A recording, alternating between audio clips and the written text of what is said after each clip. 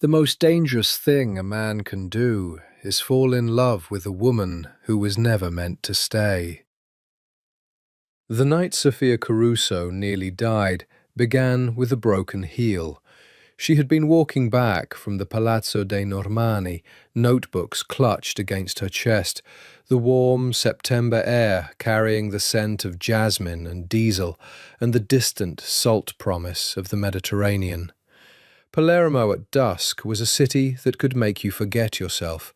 All that crumbling Baroque grandeur, the orange vendors calling out in Sicilian dialect, the shadows pooling gold and violet between the narrow streets. Sophia had been in the city for 3 weeks now, and she still hadn't gotten used to it, still caught herself stopping mid-stride to tilt her face toward some ancient stone archway, some bougainvillea bleeding crimson over a balcony rail, and think, This is why I said yes. The humanitarian training program through her hospital in Boston had seemed straightforward enough on paper. 6 weeks embedded with a local medical cooperative in Palermo, learning field triage and mass casualty protocols, then home. Her colleagues had called it a vacation dressed up as work. Her mother had called it madness. Sophia had called it necessary, because at 31 she was starting to feel the particular ache of a life that had been carefully, sensibly constructed. And careful and sensible were beginning to feel like synonyms for small. So she had said yes to Palermo. She had said yes to the peeling apartment on Via Maqueda with its unreliable hot water and its spectacular view of the rooftops. She had said yes to the long afternoons at the cooperative clinic, to the espresso that arrived at breakfast already threatening to dismantle her nervous system, to the stray cats that colonized the building's courtyard and regarded her with the particular disdain of creatures who owed nothing to anyone. She had not said yes to the broken heel, which snapped away from her left shoe with a crack like a gunshot just as she turned down Via dell'Incoronazione. She stumbled, caught herself against the wall of a narrow alley, looked down at the orphaned heel still lying on the cobblestones 3 steps back, and said something in English that would have surprised the nuns at the Catholic school she'd attended for 8 years.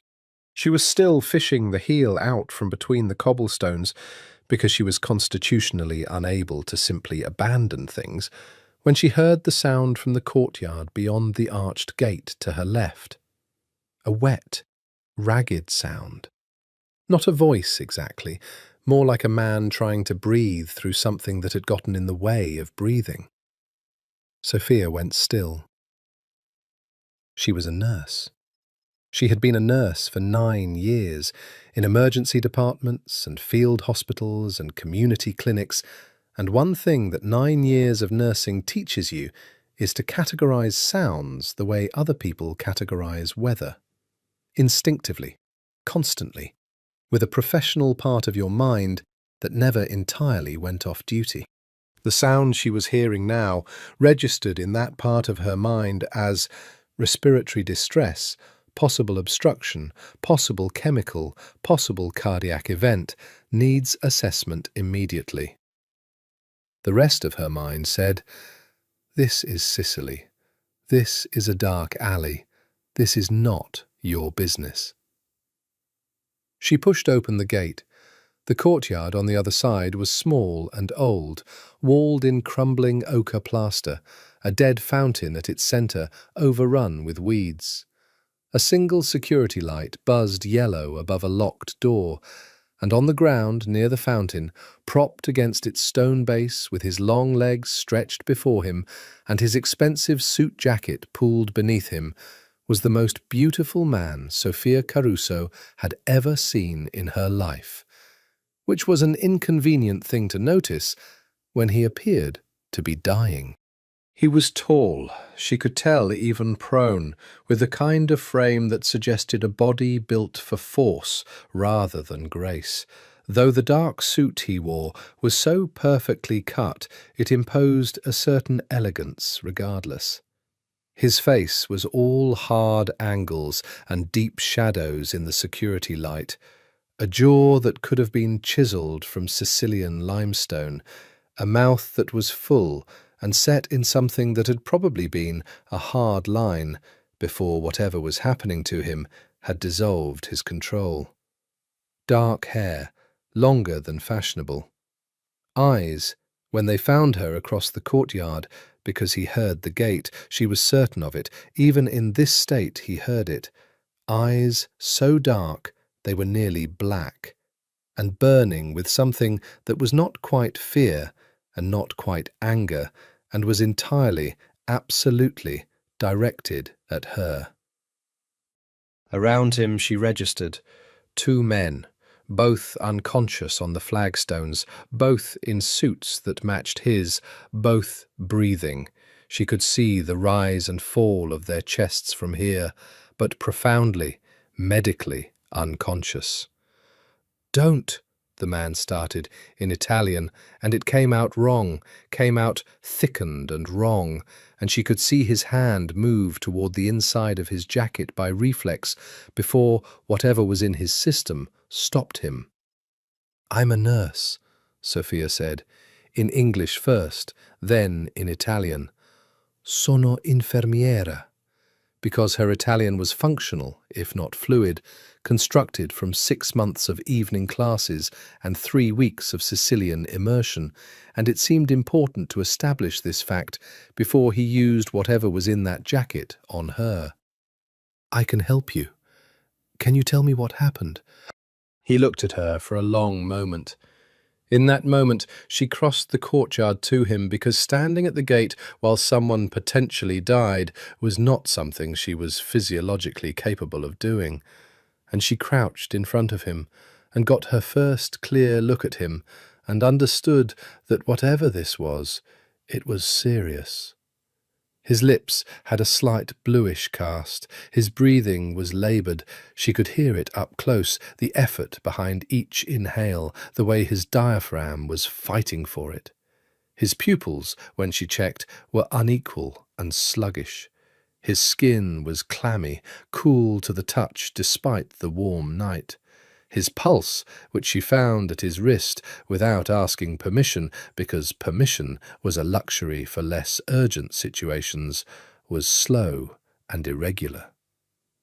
Not a heart attack, not a stroke. The pattern of symptoms, the unequal pupils, the respiratory depression, the profound sedation of his 2 companions versus his relative alertness, the speed of onset, was arranging itself in her mind with the cold, efficient logic of differential diagnosis. "You were poisoned," she said. His eyes, which had not left her face, flickered. Confirmation, she thought. Or perhaps surprise that she had arrived at it so quickly. "What did you eat tonight? Drink?"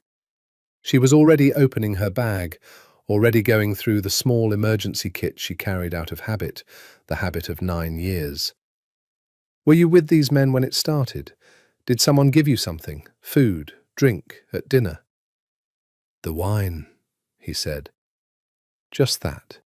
2 words in Italian, and even rough and slow as they were, they landed with a weight that told her this man was accustomed to his words meaning something. "How long ago?" He considered.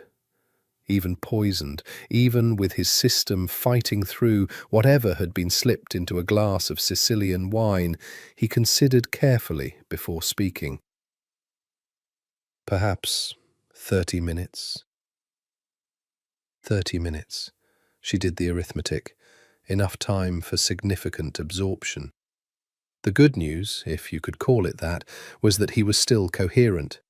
The bad news was that coherence was not a stable state with what she suspected was in his system.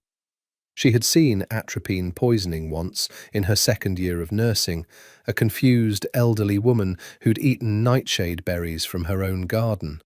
She had seen opiate overdose more times than she liked to count. What she was looking at had elements of both, but was neither. And there was a word for that. A word for substances that acted on the autonomic nervous system in ways that were specifically designed to be difficult to identify and treat. And the word was professional.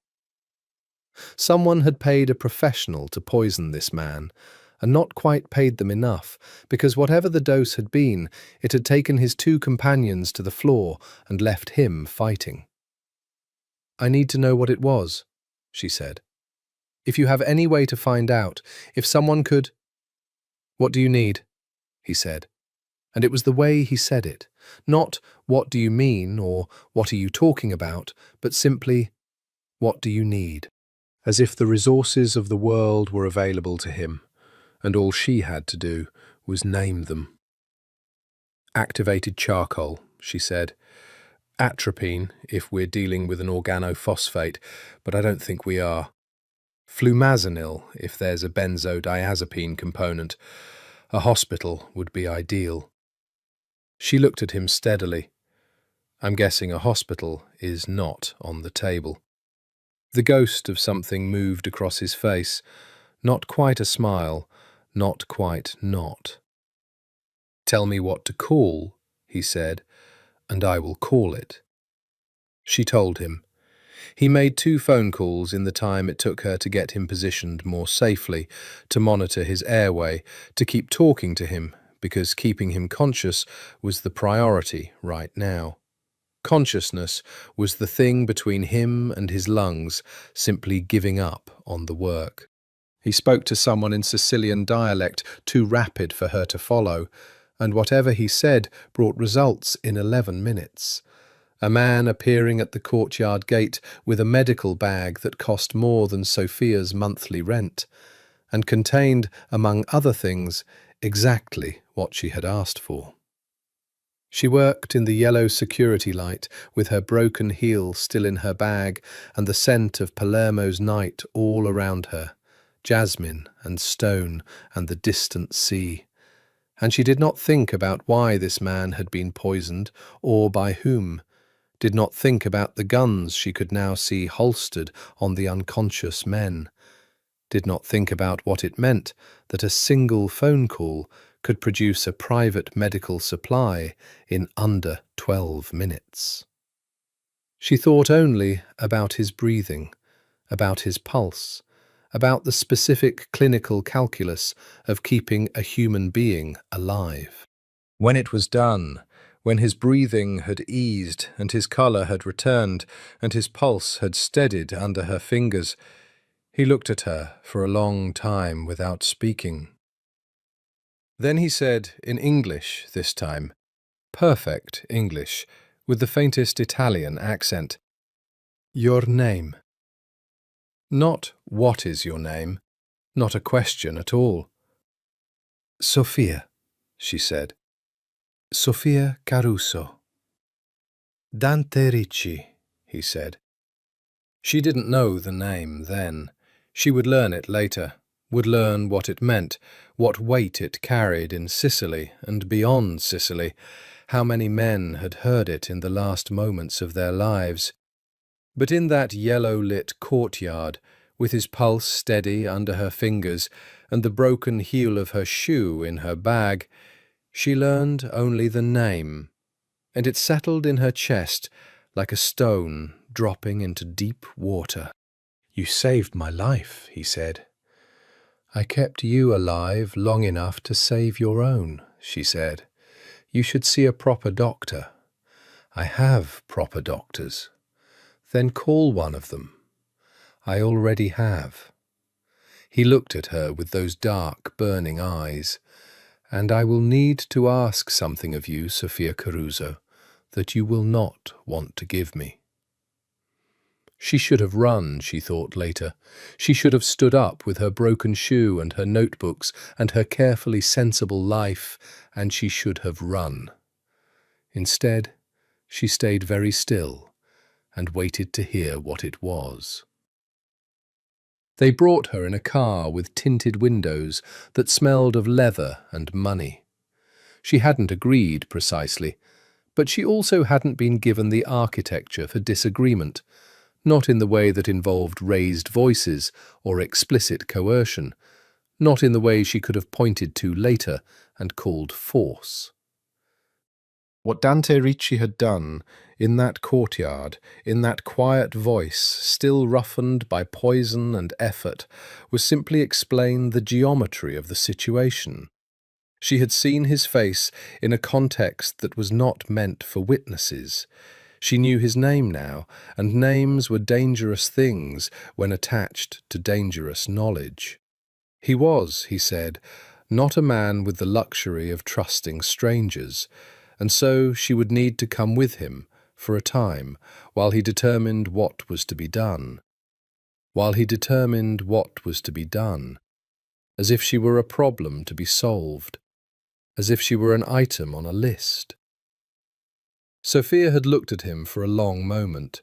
His colour had returned by then, the bluish cast gone from his lips, his breathing regular and unlaboured.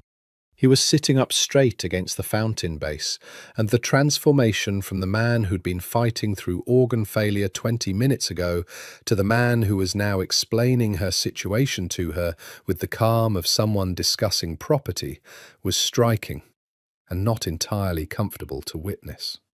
"You're telling me you're going to hold me against my will," she said. "I'm telling you," he said carefully, "that I'm going to ask you to be my guest until I can be certain of your discretion." That's the same thing. He didn't deny it. She had weighed her options, which was to say she had weighed the two unconscious armed men on the flagstones and the man with the burning eyes who had just demonstrated that a phone call could produce a private pharmacy in 11 minutes. And she had calculated. "How long?" she said. "I don't yet know. I have obligations, a training program, people who will notice I'm missing." "You'll be allowed to communicate," he said, "within reason." She had wanted to ask what within reason meant, but she'd suspected she wouldn't like the answer. And they were loading his companions into a second car by then, and a woman appeared at her elbow, small, 50s, with the face of someone who had witnessed many things and chosen to carry them quietly, and asked, in Italian, if Sophia would like to accompany her. So she had. The mansion was 40 minutes outside Palermo, in the hills above the coastal plain, surrounded by citrus groves and high stone walls, and a gate that opened to a keypad and biometrics, and the quiet recognition of men who stood at intervals in the shadows of the grounds. Sophia noted them without comment. She noted the cameras, the security lighting, the careful placement of men and technology at every approach. She noted all of it the way she noted symptoms, cataloguing, assessing, filing. The house itself took her breath away, which she resented. It was old, 18th century, she thought, maybe older in its bones. Built from the pale golden stone of the Sicilian hills, 3 stories tall and symmetrical in the way that spoke of someone who had cared deeply about order. The interior was all marble floors and high ceilings and tall windows that faced west, so that as the moon rose over the sea, the rooms filled with a silver light that made everything look like the interior of a dream. There were paintings on the walls, real ones, old ones, a woman in a yellow dress, a landscape of some northern place she didn't recognize, a portrait of a man with Dante's jaw and different eyes. There were orange trees in the courtyard at the centre of the house, their fruit still green, their blossoms filling the night air with a sweetness that was almost too much to bear. The woman, whose name was Concetta, which Sophia learned later, brought her to a room on the 2nd floor. It was large and simply furnished, a bed with white linen, a writing desk, a bathroom with a tub that could have held 3 people comfortably. There was a window that looked out over the grove, and Sophia stood at it for a long time after Concetta left, looking at the dark shapes of the orange trees in the moonlight, listening to the nightjars. She was a prisoner in a beautiful place. She understood this. She also understood that hysteria would not help her, and that the man downstairs, who was presumably now in the care of whatever proper doctors had been summoned, was the kind of man to whom hysteria would communicate vulnerability, and vulnerability, she suspected, was not a language that would serve her here. She would be calm. She would be professional. She would find out what the situation was and navigate it. She fell asleep eventually, fully dressed, on top of the white linen, and the last thing she thought was that she had not told anyone where she was. And the thought should have been more frightening than it was, and she was too exhausted to understand why it wasn't. Morning arrived in bands of light through the tall shutters, and with it Concetta, bearing a tray with espresso and cornetti, and a small pitcher of fresh squeezed orange juice, and the information that Signor Ricci would see her at 9. "See me," Sophia said, "or question me." Concetta's expression was entirely neutral. "He uses the word vedere," she said, "to see," and left. At 9, Sophia was shown to a room on the ground floor that was clearly an office, bookshelves floor to ceiling, a desk large enough to land a helicopter on, maps on one wall marked in a language of symbols she didn't speak. Dante Ricci was standing at the window when she entered, his back to her, and he had changed from the ruined suit of the previous night into something equally expensive and dark, and his hands were clasped behind him with the particular stillness of a man who had decided where to put his energy. He turned when she came in. In the daylight, without the yellow security light and the emergency and the fear, she could see him properly for the first time. He was 40, she estimated, or thereabouts, the kind of 40 that had been arrived at through effort and attention, with no softness anywhere in his face or his body, but a texture to the skin around his eyes that spoke of lost sleep and, she thought, of grief, though she couldn't have said what told her that.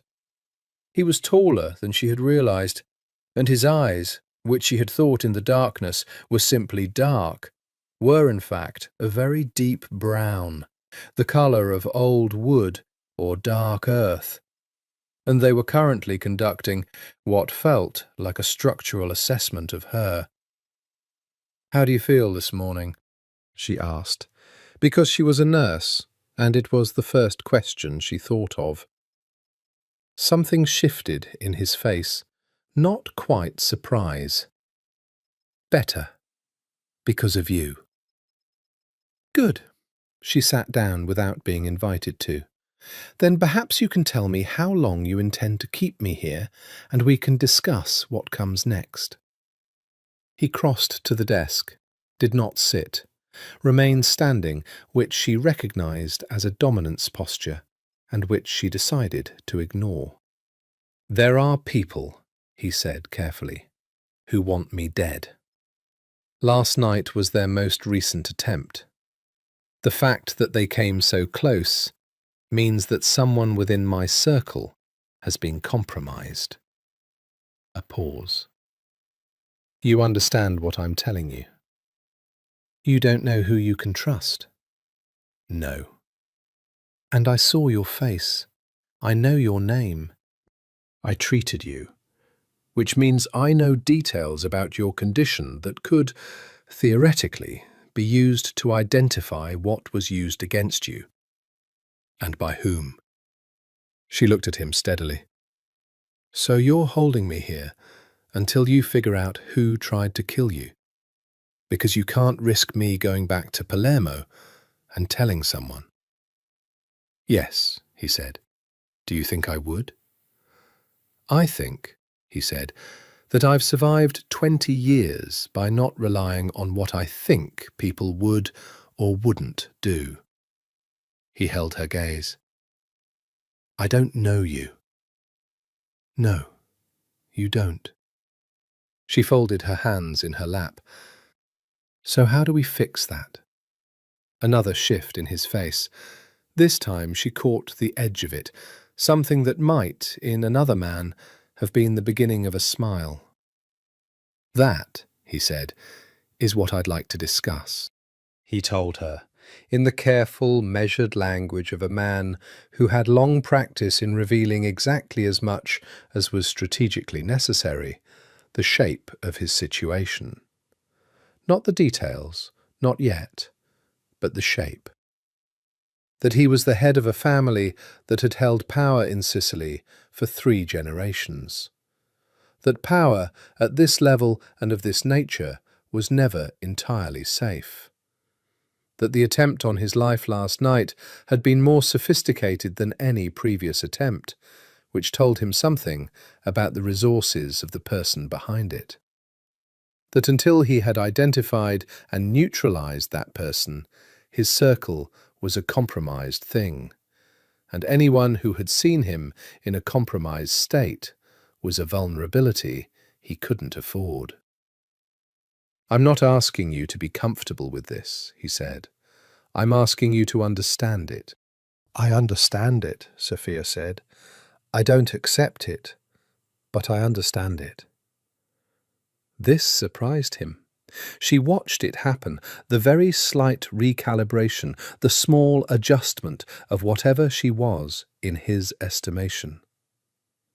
What do you mean, you don't accept it? I mean that I'm going to keep asking you to release me, every day, calmly and clearly, because I don't think screaming at you will accomplish anything. But I want it on record that I think this is wrong, and that I intend to make you see that eventually. She met his eyes. How long? Your best estimate. He looked at her for a moment. 2 weeks, perhaps less. She calculated. 6 days remained of her training program, then a flight home from Palermo's Falcone Borsellino airport on the 14th. 14 days was 2 days over. 2 days, for her entire life to tip sideways. Fine, she said. 2 weeks, but in 2 weeks you let me go.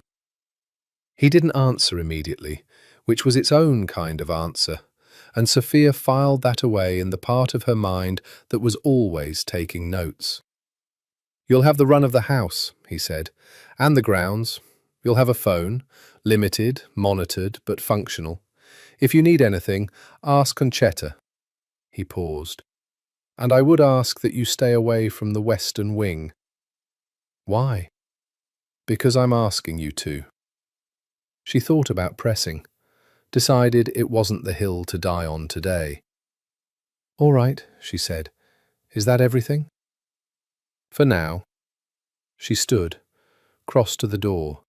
At the threshold she turned, because she was also constitutionally incapable of leaving something unsaid. For what it's worth, the person who poisoned you knew what they were doing. The compound they used was designed to incapacitate without immediate lethality, which suggests they wanted you alive initially, which suggests interrogation was the intended follow-up. You should think about what information you have that someone wants badly enough to plan something like this. She left before he could respond. Behind her, in the office with the maps and the books and the morning light coming in at a long angle through the tall windows, Dante Ricci stood very still and looked at the empty doorway for a long time.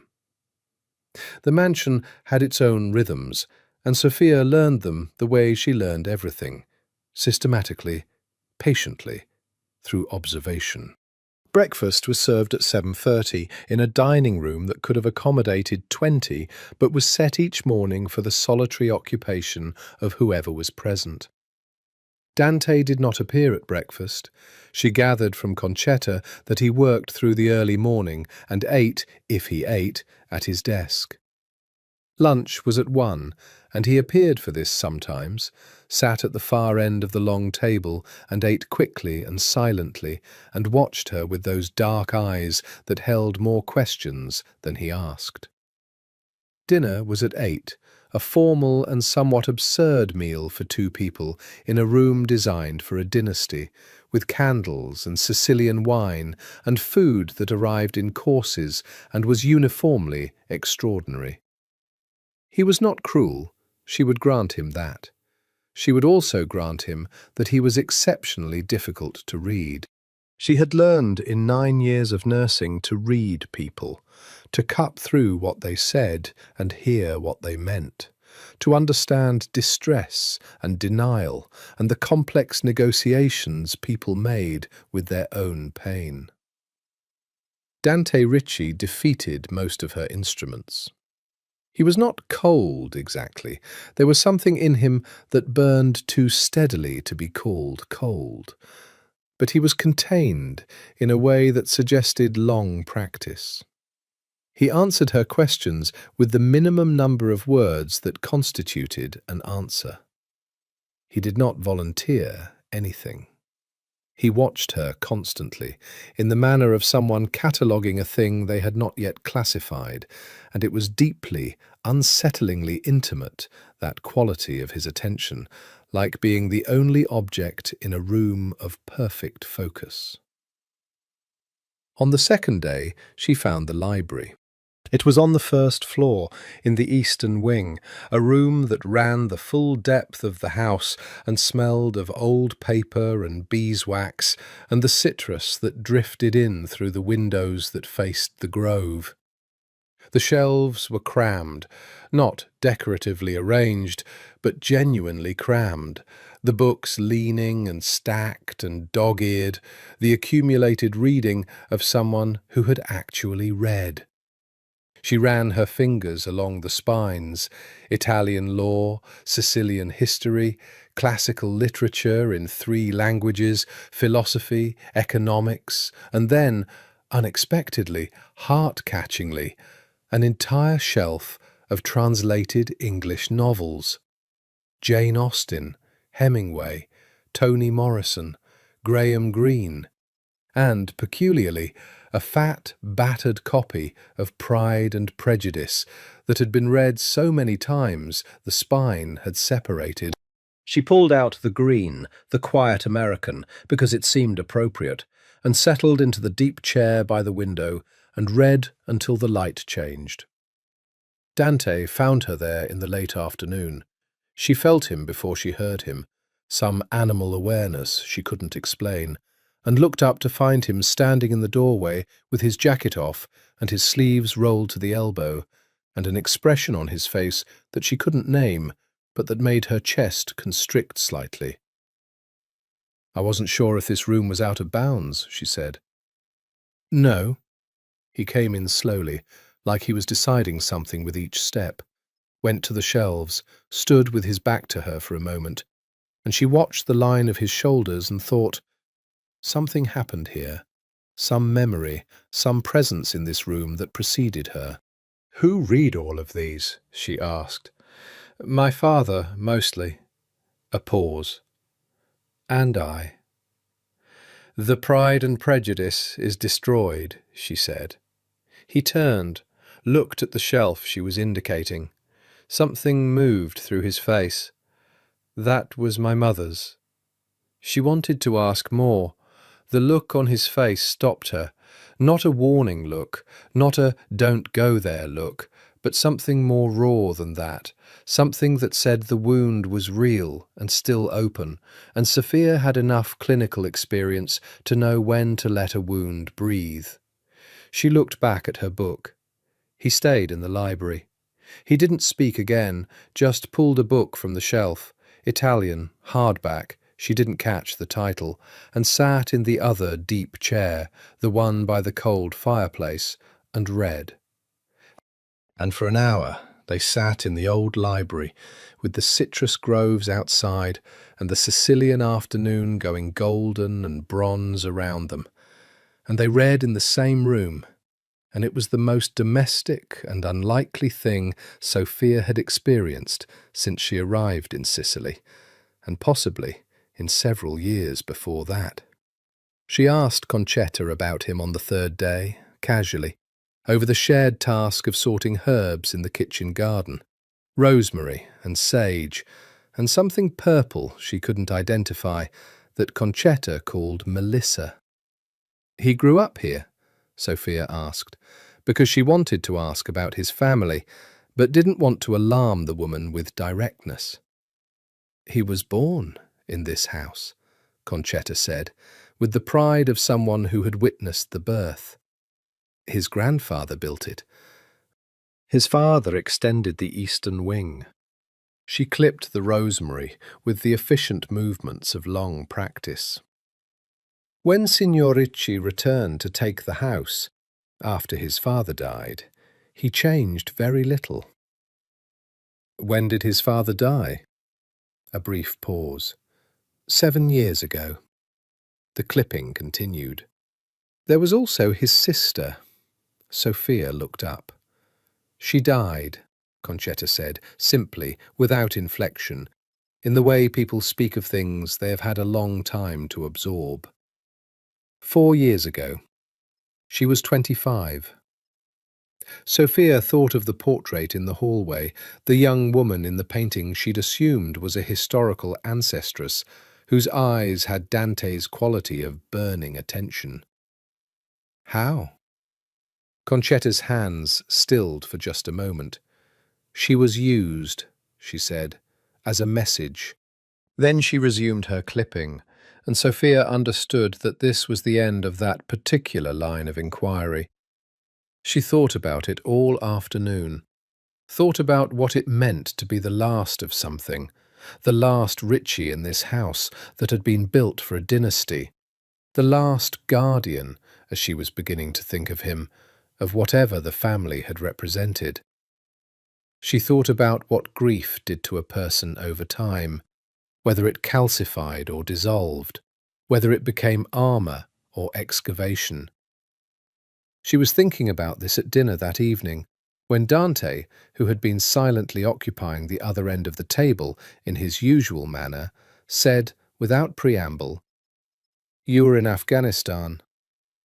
Sophia looked up. "I'm sorry?"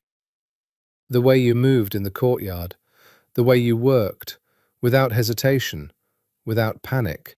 It's a particular kind of calm." He was looking at her steadily. "You've worked in conflict zones." She set down her fork. "Iraq for 2 months, a field hospital in the north, and 9 months at a trauma centre in Baltimore, which, I would argue, counts." "How long have you been a nurse?" 9 years. She paused. "You've been asking about me." "Of course." Not even slightly apologetic about it. Of course he had. Of course his phone calls the previous night and the morning after had included whatever her name produced in his particular system of information. She considered being offended, and then decided that in his position she would have done exactly the same. "What did you find?" she said. Sophia Elena Caruso, 31, born in Providence, Rhode Island, to Rosaria and Marco Caruso. Italian-American, 3rd generation. Nursing degree from Brown, additional certification in emergency medicine from Johns Hopkins. No criminal record. No significant debts.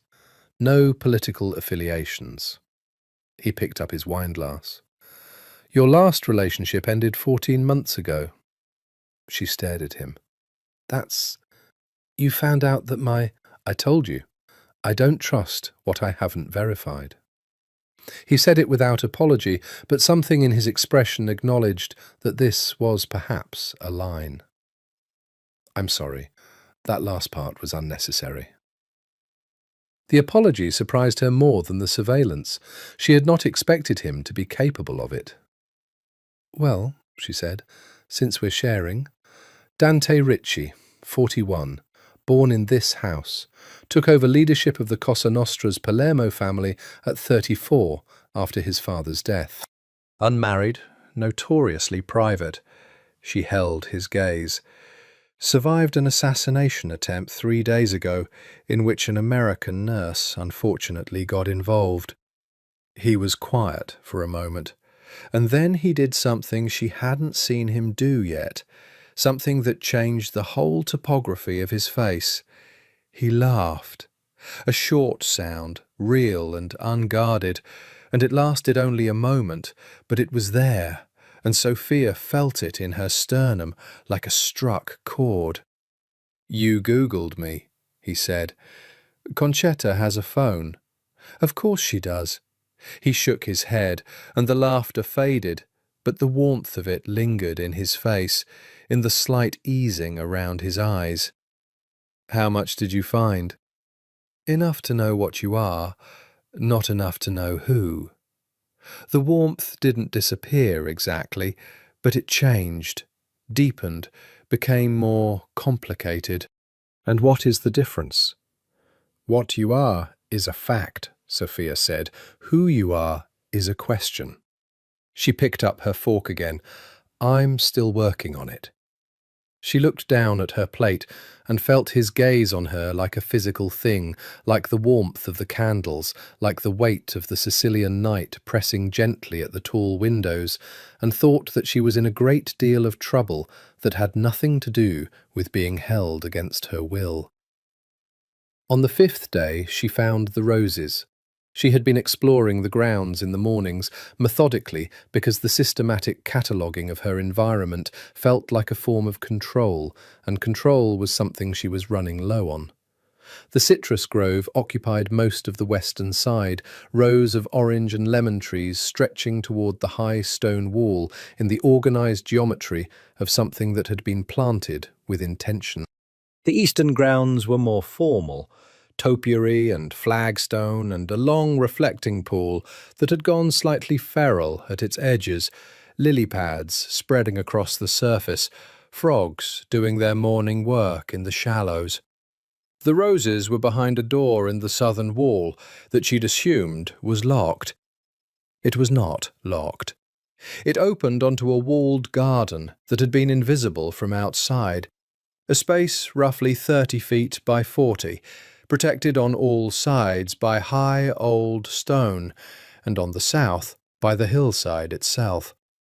And within it, in a state that was somewhere between wild and tended once, long ago, and then loved from a distance, while the love itself remained, were roses. Dozens of them. Hundreds, perhaps. Every colour she could name and colours she couldn't, climbing the walls and sprawling across the flagstones and arching over the rusted iron frame of a pergola in the garden's centre. Deep red and pale cream and coral and the pink of a shell held up to light, and the white of something that had never decided to be anything but itself. The scent was extraordinary. Rich and layered, and nothing like the roses she knew from florists or gardens at home. More complex than those, darker, carrying something earthy beneath the sweetness. She was standing in the centre of it, her face turned up to the morning light, when she heard the door behind her. She turned.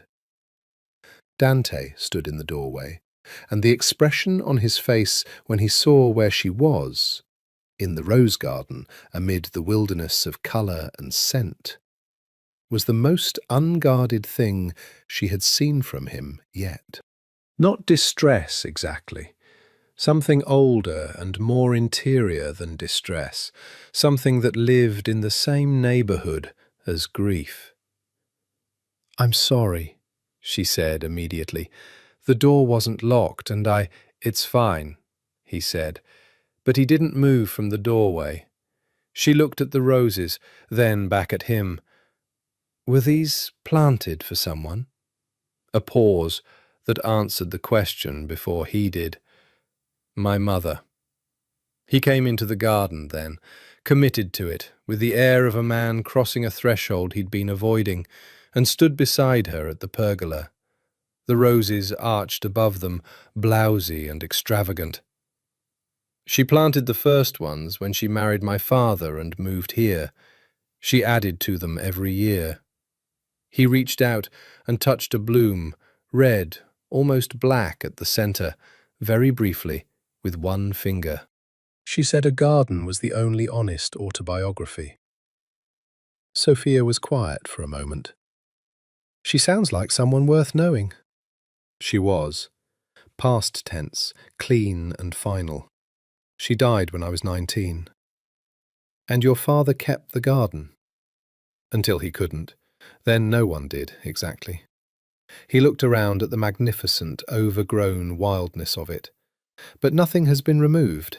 They keep growing.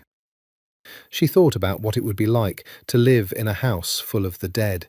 Her mother's roses, her father's books, her sister's portrait in the hall, and carry all of it forward without being crushed by the weight. Do you come in here often? She asked. He considered the question with his usual care. More recently, since Julia... He stopped. Julia, the sister. I find it easier to think here. She nodded. She didn't say, I understand, because she didn't, not really, not in the way that counted. But she felt the shape of it, the gravity of what he carried. And she thought that the distance he kept between himself and the world was not coldness. It was load-bearing. It was structural. I won't come in here if you'd rather I didn't, she said. He looked at her for a moment, that assessing, careful look, the one that felt like being read. Stay, he said, if you like. He began to appear in the rose garden in the mornings after that, not immediately, not the next day, when she went back alone and spent an hour learning the geometry of the plantings, discovering that there was actually a pattern to it if you looked closely, concentric circles radiating from the pergola, each ring a different colour. But the day after that, he came in when she was already there and said nothing, just walked the perimeter slowly while she sat on the old iron bench near the south wall. And they were together, without being together, which was a form of company she hadn't known she needed. They began to talk, not about the situation, not about poison or power or the fact that she was here against her will, but about other things, the small and large things that people talk about when they are thrown together by circumstance and discover, against all expectation, that they have words for each other. He had studied economics at Bologna, had spent 2 years in London working in, he was careful about the details here, finance. Had come home at 30 to help his father, and had stayed because Sicily pulled at him in a way that London never had, even when staying was difficult, even when difficult was a profound understatement. What was it like? She asked. Coming back, taking over. Impossible, he said, with the simplicity of someone who has had a long time to arrive at the word. My father was a man people feared. I had to become a man people feared. And I was 25 when I started the process, and I made many mistakes before I understood the difference between fear and respect. What's the difference? He was quiet for a moment, turning a fallen rose stem in his hands. Fear lasts as long as the threat. Respect survives the person who earned it. She thought about that. And which did your father have? Both, he said, at different times, from different people. He set down the stem. I try for only one. Respect. Yes, he looked at her, though I understand that from where you're standing, as my involuntary guest, that distinction may be difficult to appreciate. You're not wrong about that, she said, but she said it without bitterness, because she was discovering that bitterness required a kind of sustained antagonism she couldn't entirely maintain in his presence, and she found this simultaneously reassuring and alarming. She told him about Baltimore, about the specific texture of emergency medicine, the way time worked differently in a trauma bay, thicker, more granular, every second distinct. About Iraq and the particular silence of a field hospital in the night, the stars visible through the tent flap, the sounds that came in from outside that you learned to stop categorizing after a while. "Were you afraid?" he asked. "Yes, constantly." "But fear is information," she said. "It tells you what to pay attention to." He looked at her steadily. "I think you may be the bravest person who has ever been in this garden." She laughed, and the sound surprised her. She hadn't expected it to come out so freely, so naturally. "I'm not brave. I'm just bad at stopping." "That," he said quietly, looking back at the roses, "is the definition of brave." On the 7th day, someone tried to kill him again. Sophia was in the library when she heard it. Not the shot itself, which came from the eastern perimeter and was a single, clean sound that the hills returned as a murmur, but the aftermath. The sudden, purposeful movement of men through the hallways, the controlled urgency of voices communicating in Sicilian dialect through earpieces, the change in the pressure of the house itself, that particular shift in atmosphere that meant the world outside had intruded and everything was calibrating to a new threat. She went to the hallway, and Concetta appeared immediately, with the expression of someone who had lived through many emergencies and had learned not to run. "Stay in your room," Concetta said. "Is he? Stay in your room, please." And then, reading whatever was in Sophia's face, "He is not hurt. Sniper, eastern wall. Our men are dealing with it." Sophia went to her room, sat on the edge of the bed, listened to the sounds of the house reorganizing itself around a threat, and thought, this is what his life is. Not this house, not the roses, not the library and the long dinners and the mornings in the garden. This is the infrastructure beneath everything else. He came to her room 2 hours later. She was still sitting on the bed. She'd tried to read and given up, and he knocked, which she hadn't expected, and came in when she said yes, and he looked the way she imagined a man looked after 2 hours of what had clearly been a significant operational response, controlled, precise, and carrying something tight in the set of his jaw. "You're all right," she said. "I am. They told me sniper, eastern wall." She looked at him. "Do you know who?" He crossed the room and stood at the window with his back to her. And the moonlight made him look like the portrait in the hallway, the same quality of weight, the same refusal of ease. "I have a suspicion." "The same person who poisoned you?" "Yes." She waited. "They missed," he said quietly. "The angle was wrong. My second moved me in time." He paused.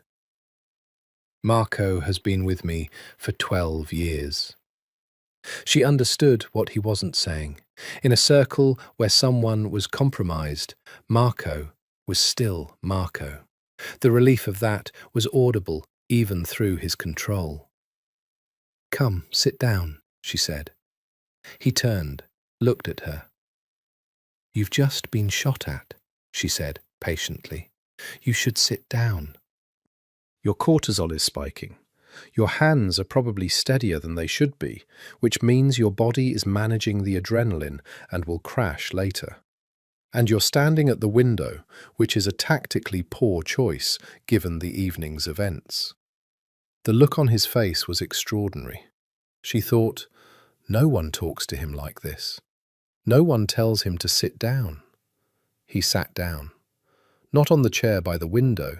He sat at the foot of her bed, leaving a careful distance between them, and the intimacy of it was so quiet and so complicated that Sophia simply let it be what it was, rather than trying to name it.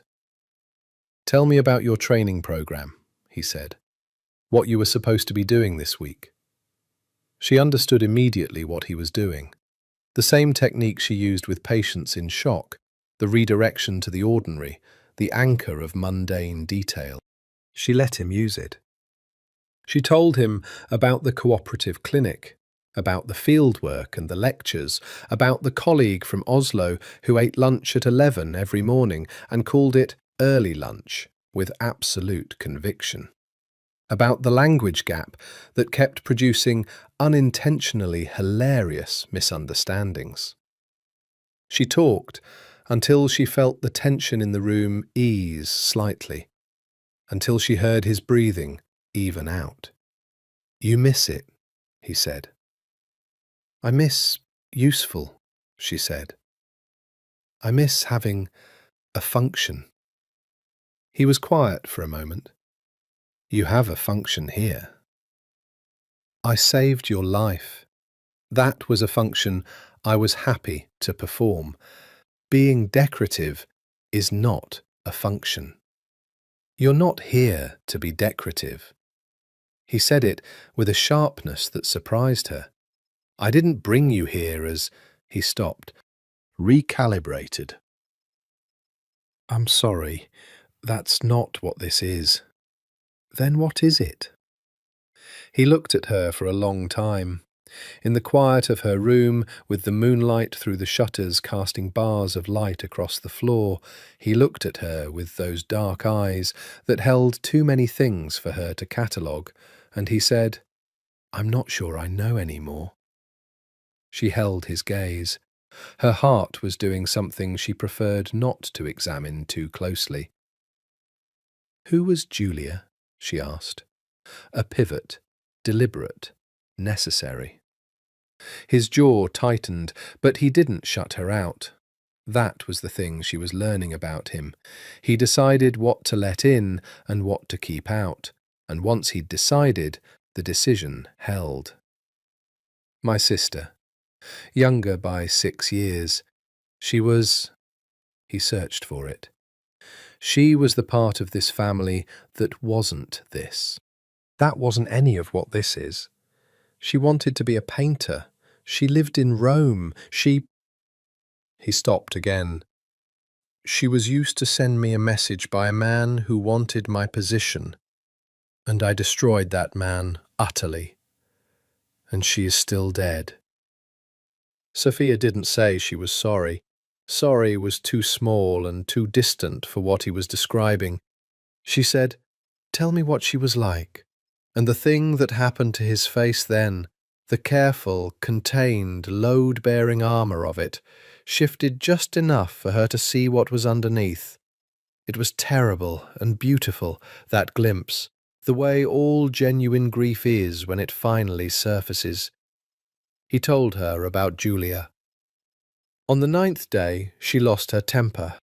It had been building, she supposed, the particular pressure of confinement, of controlled communication, of being permitted a monitored phone call to her program supervisor in which she recited the story they'd agreed upon, a family emergency, a distant aunt in the Sicilian interior, so sorry for the disruption, she would return in a few days, and listened to the concern in Dr. Ferrara's voice, and had to keep her own voice steady through the lie, which felt like holding her breath under water.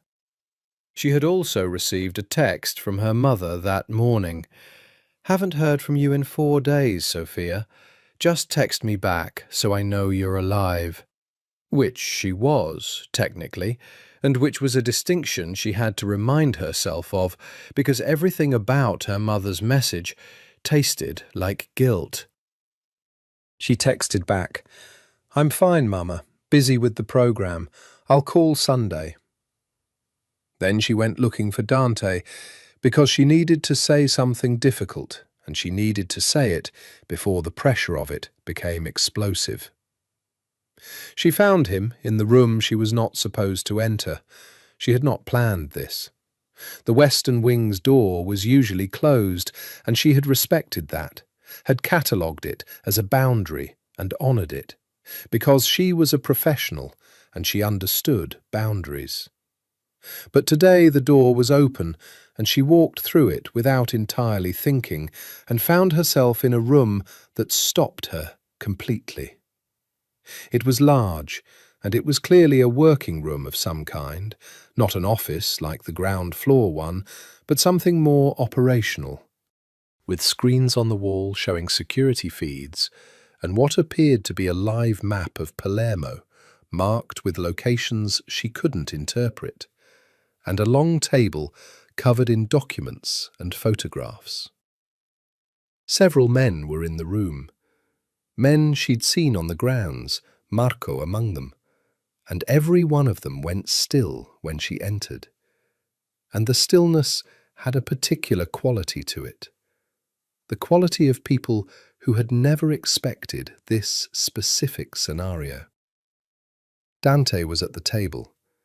He looked up and saw her, and something moved through his face that was too quick for her to catch. Sophia. Quiet. Warning. "I'm sorry," she said. "The door was open. She looked around the room, at the photographs on the table, the ones she was now close enough to see.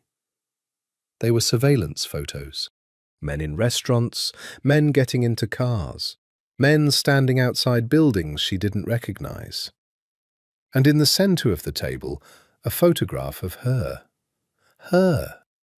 Taken on a street in Palermo 3 weeks ago. Before any of this, before the broken heel, before the courtyard, before any of it. She looked at Dante.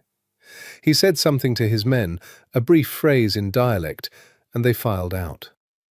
Only Marco remained, standing near the door with his arms folded and his eyes professionally blank.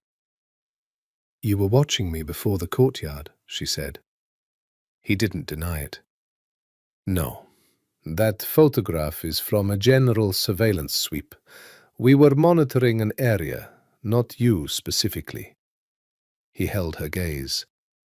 "You were incidental. And yet here we are."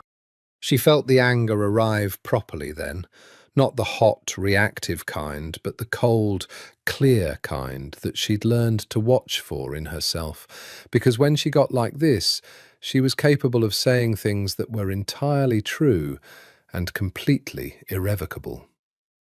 "You're keeping my family in the dark. You're keeping my colleagues in the dark. You have a photograph of me from before I even knew you existed, and you're asking me to, what? Trust you?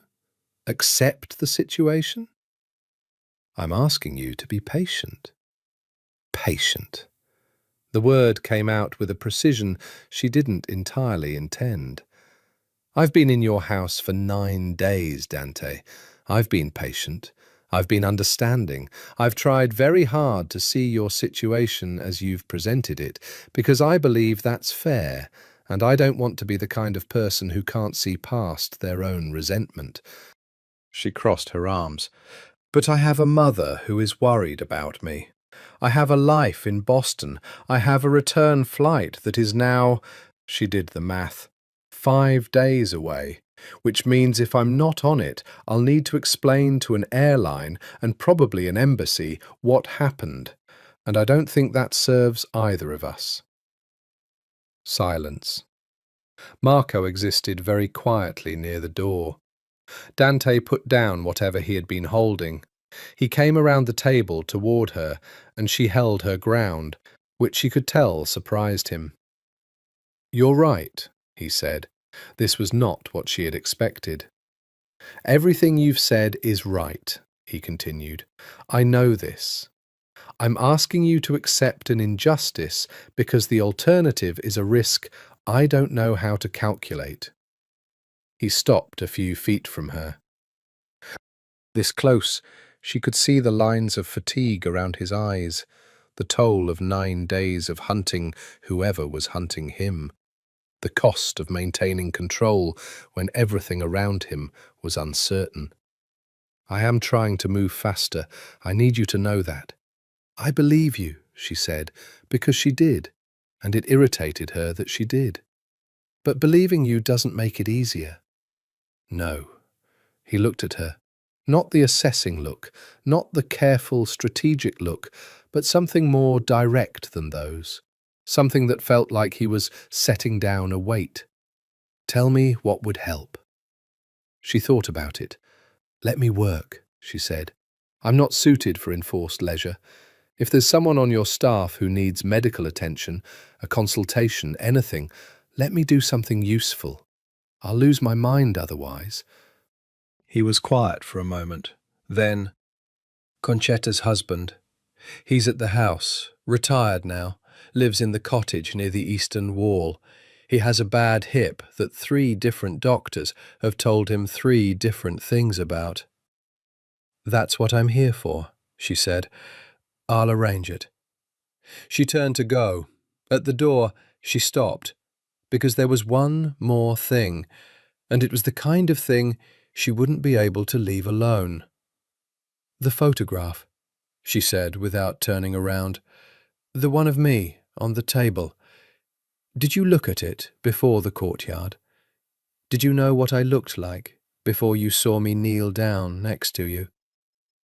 The pause, long enough to be its own kind of answer. "Yes," he said.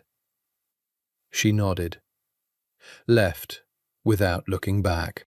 Later, lying in the dark of her room with the nightjars outside and the scent of the orange grove drifting in through the cracked shutters, she thought about what it meant that he'd kept the photograph on the table. Not filed away, not in a folder, in the centre of the operational map of his world. She thought about it for a long time. Enzo Brancati was 73, formidable in the manner of all men who had once been powerful and had retained the memory of it in their bodies, even as the bodies argued back.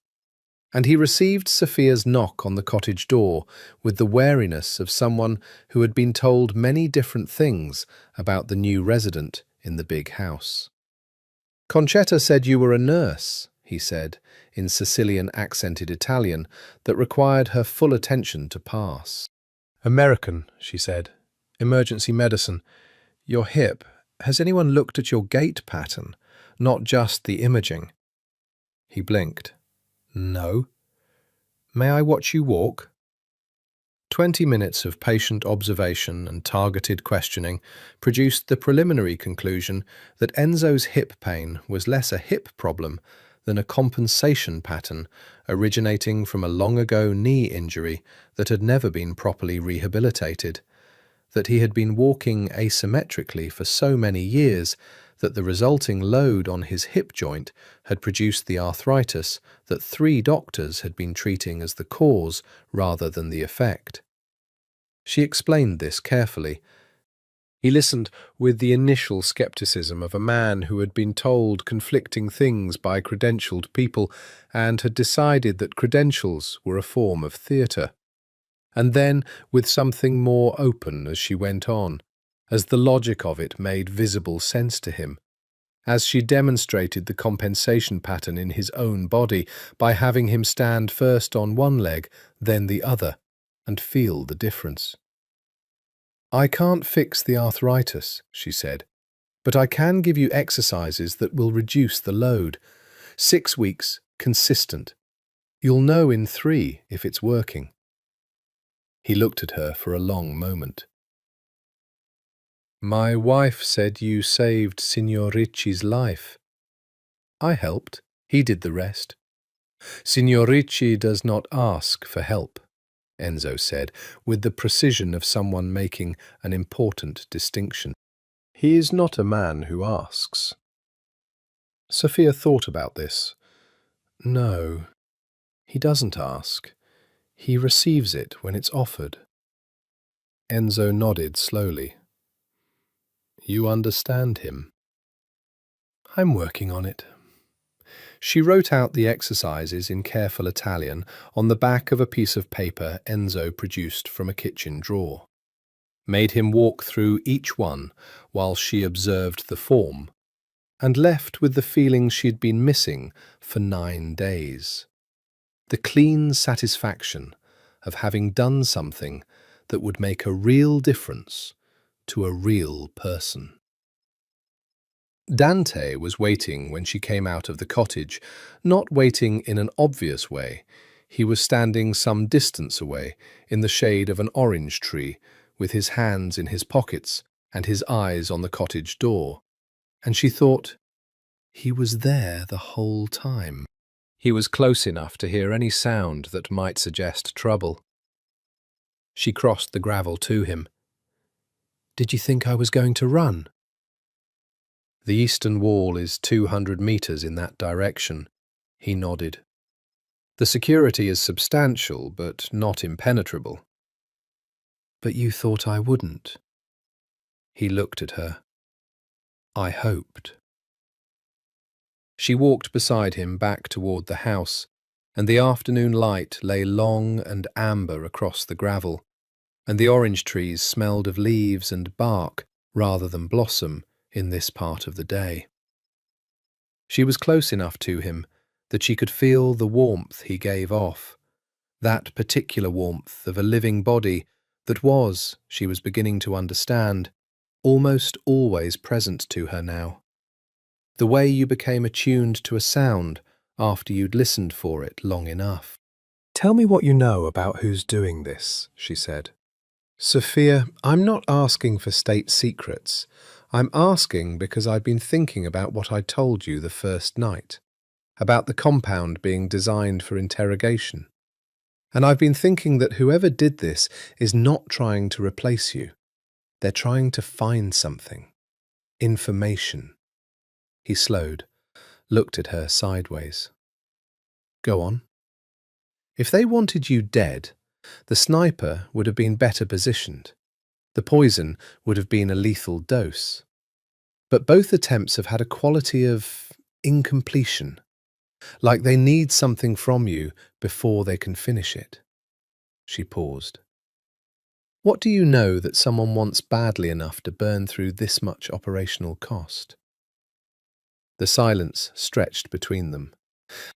3 years ago, he said finally, I made an agreement with 3 families, Calabrian, Neapolitan, and Palomitan. The agreement restructured the distribution network for a significant portion of the region's commerce. He glanced at her. You understand what I'm telling you without telling you. Drug traffic, she said simply. The terms of that agreement were never committed to paper. They exist only in the minds of the 4 principals. He paused. 2 of those principals are now dead. One, a man named Corsetti from Naples, has been making moves that suggest he intends to renegotiate by force. His jaw tightened. But to do that, he needs to know what I know, the specifics, the exact terms, because without them, he cannot leverage the other parties. He's trying to extract the agreement from you. Yes. Which is why you're still alive. Sophia thought this through. He needs you alive long enough to get the information. After that, yes, he said again very quietly. She absorbed this. They had stopped walking. They were standing in the middle of the gravel path, with the orange trees on either side and the house before them, and the gravity of what she was standing in the middle of made itself fully felt for the first time. I need to ask you something, she said, and I need you to answer me honestly. I will try.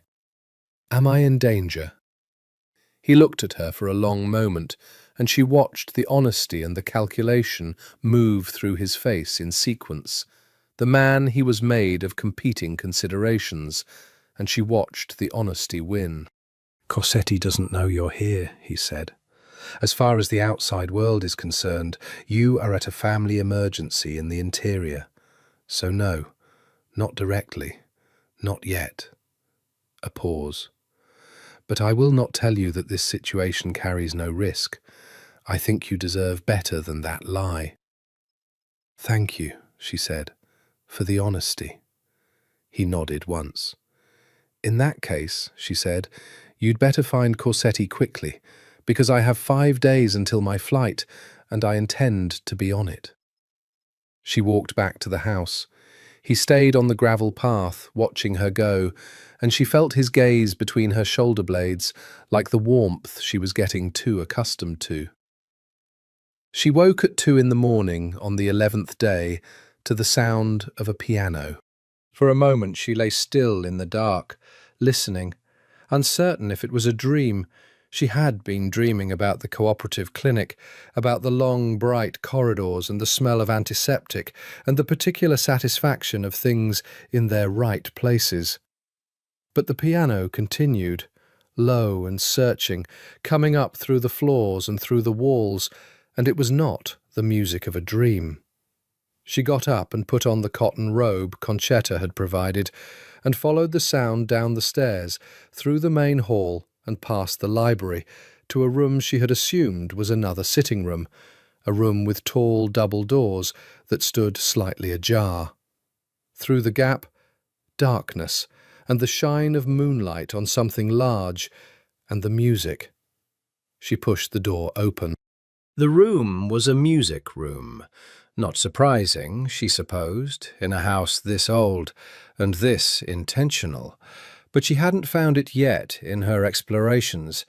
It held the piano, which was an old Bösendorfer, and a cello stand with no cello, and several high-backed chairs that had been moved back toward the walls.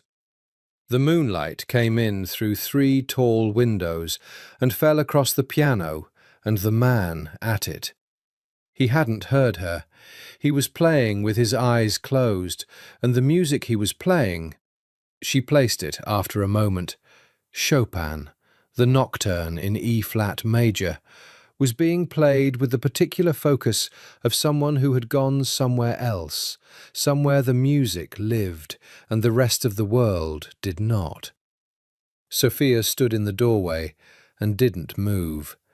She had known many people in her life who were technically proficient at things. What she was watching was not that. What she was watching was someone for whom music was load-bearing in the same way the rose garden was, the way the library was. A structure that held something in him that would otherwise fall. The nocturne ended, and he went directly into something else, something quieter and slower, and entirely his own, she thought. Nothing she recognized, a melody that moved in intervals that felt like questions asked of an empty room. She made a small sound. He stopped.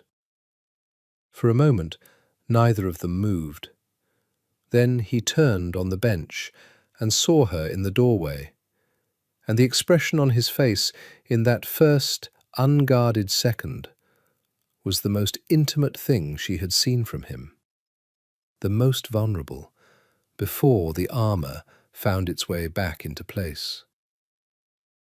"I'm sorry," she said. "I didn't mean to.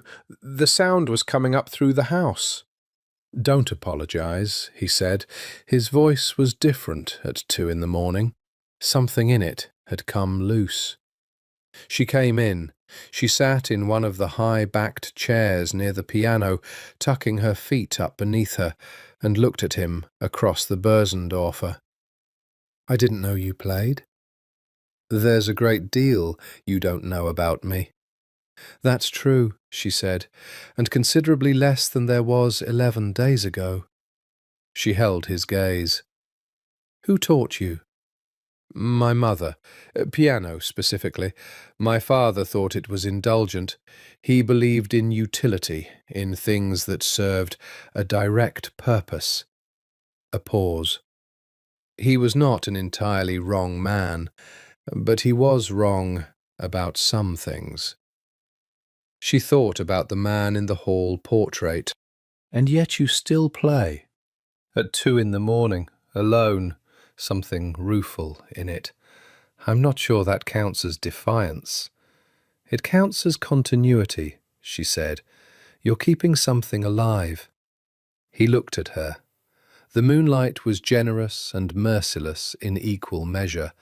It showed her the lines of his face, the fatigue she'd learnt to look for, the thing in his eyes that was always there, burning and controlled, and which she was running out of words to describe because the words she was arriving at were ones she wasn't ready to use. "Play something else," she said. He turned back to the piano. He played for a long time, another nocturne, and then something from Debussy that felt like water, and then a piece she didn't recognize that was melancholy in a way that had earned itself, that had suffered its way to what it was, rather than performing sadness. And Sophia sat in the high-backed chair in the moonlit room and listened, and felt the peculiar unwinding of something in her chest that she'd been carrying coiled tight for so long she'd stopped noticing the tension. When he stopped, finally, the silence was a different quality of silence from before. "Tell me about Boston," he said without turning around. "The real thing, not the facts." She thought about it. "It's grey, a lot. I used to mind that. Now I find it honest. The city doesn't pretend to be what it isn't." She paused. "I have an apartment near the hospital. It has a window that faces a parking garage, which is less romantic than it sounds." He made a small sound, almost a laugh. "I grow things on the windowsill," she continued. "Herbs, mostly. It's very small scale as gardens go. Rosemary and basil, and last year a tomato plant that produced exactly 3 tomatoes and then died of what I can only describe as spite." He turned on the bench then and looked at her, and he was almost smiling. And the almost was doing things to the atmosphere in the room that Sophia chose to observe from a clinical distance. "You'll go back to it," he said, "the parking garage and the windowsill herbs." "Yes." He held her gaze. "Do you want to?" She should have said yes immediately, easily, without hesitation. She had a life in Boston. She had her apartment and her hospital and her mother in Providence who called twice a week and friends from nursing school and a gym membership she used every other morning, the reliable geography of a life she'd built carefully and sensibly. "I want to go home," she said, which was the truest answer she had, and which was not the same as answering his question, and they both knew it. He nodded, turned back to the piano, played one more piece very quietly, and she fell asleep in the high-backed chair while he played, and did not wake until Concetta found her there at 6 in the morning with a blanket she didn't remember being covered with. On the 12th day, everything accelerated. Marco came to the dining room at breakfast with the particular expression that Sophia was learning to recognize, the expression of controlled urgency, of news that required action, but was being held briefly in check by the presence of the person who was not supposed to be there. "I can leave," Sophia said immediately. "Stay," Dante said, without inflection. Marco looked at him. A brief exchange of something wordless passed between them, 12 years of working together compressed into a half-second of eye contact, and then Marco spoke. The man was Corsetti's second, a Neapolitan named Ferrante, who had been identified on a surveillance feed at Palermo's port. He had arrived by private vessel. He was not travelling alone. And this was the information that changed the shape of the room. He had been photographed meeting with a man named Vitale, who was one of Dante's own lieutenants, and who had been in the courtyard the night of the poisoning. Vitale.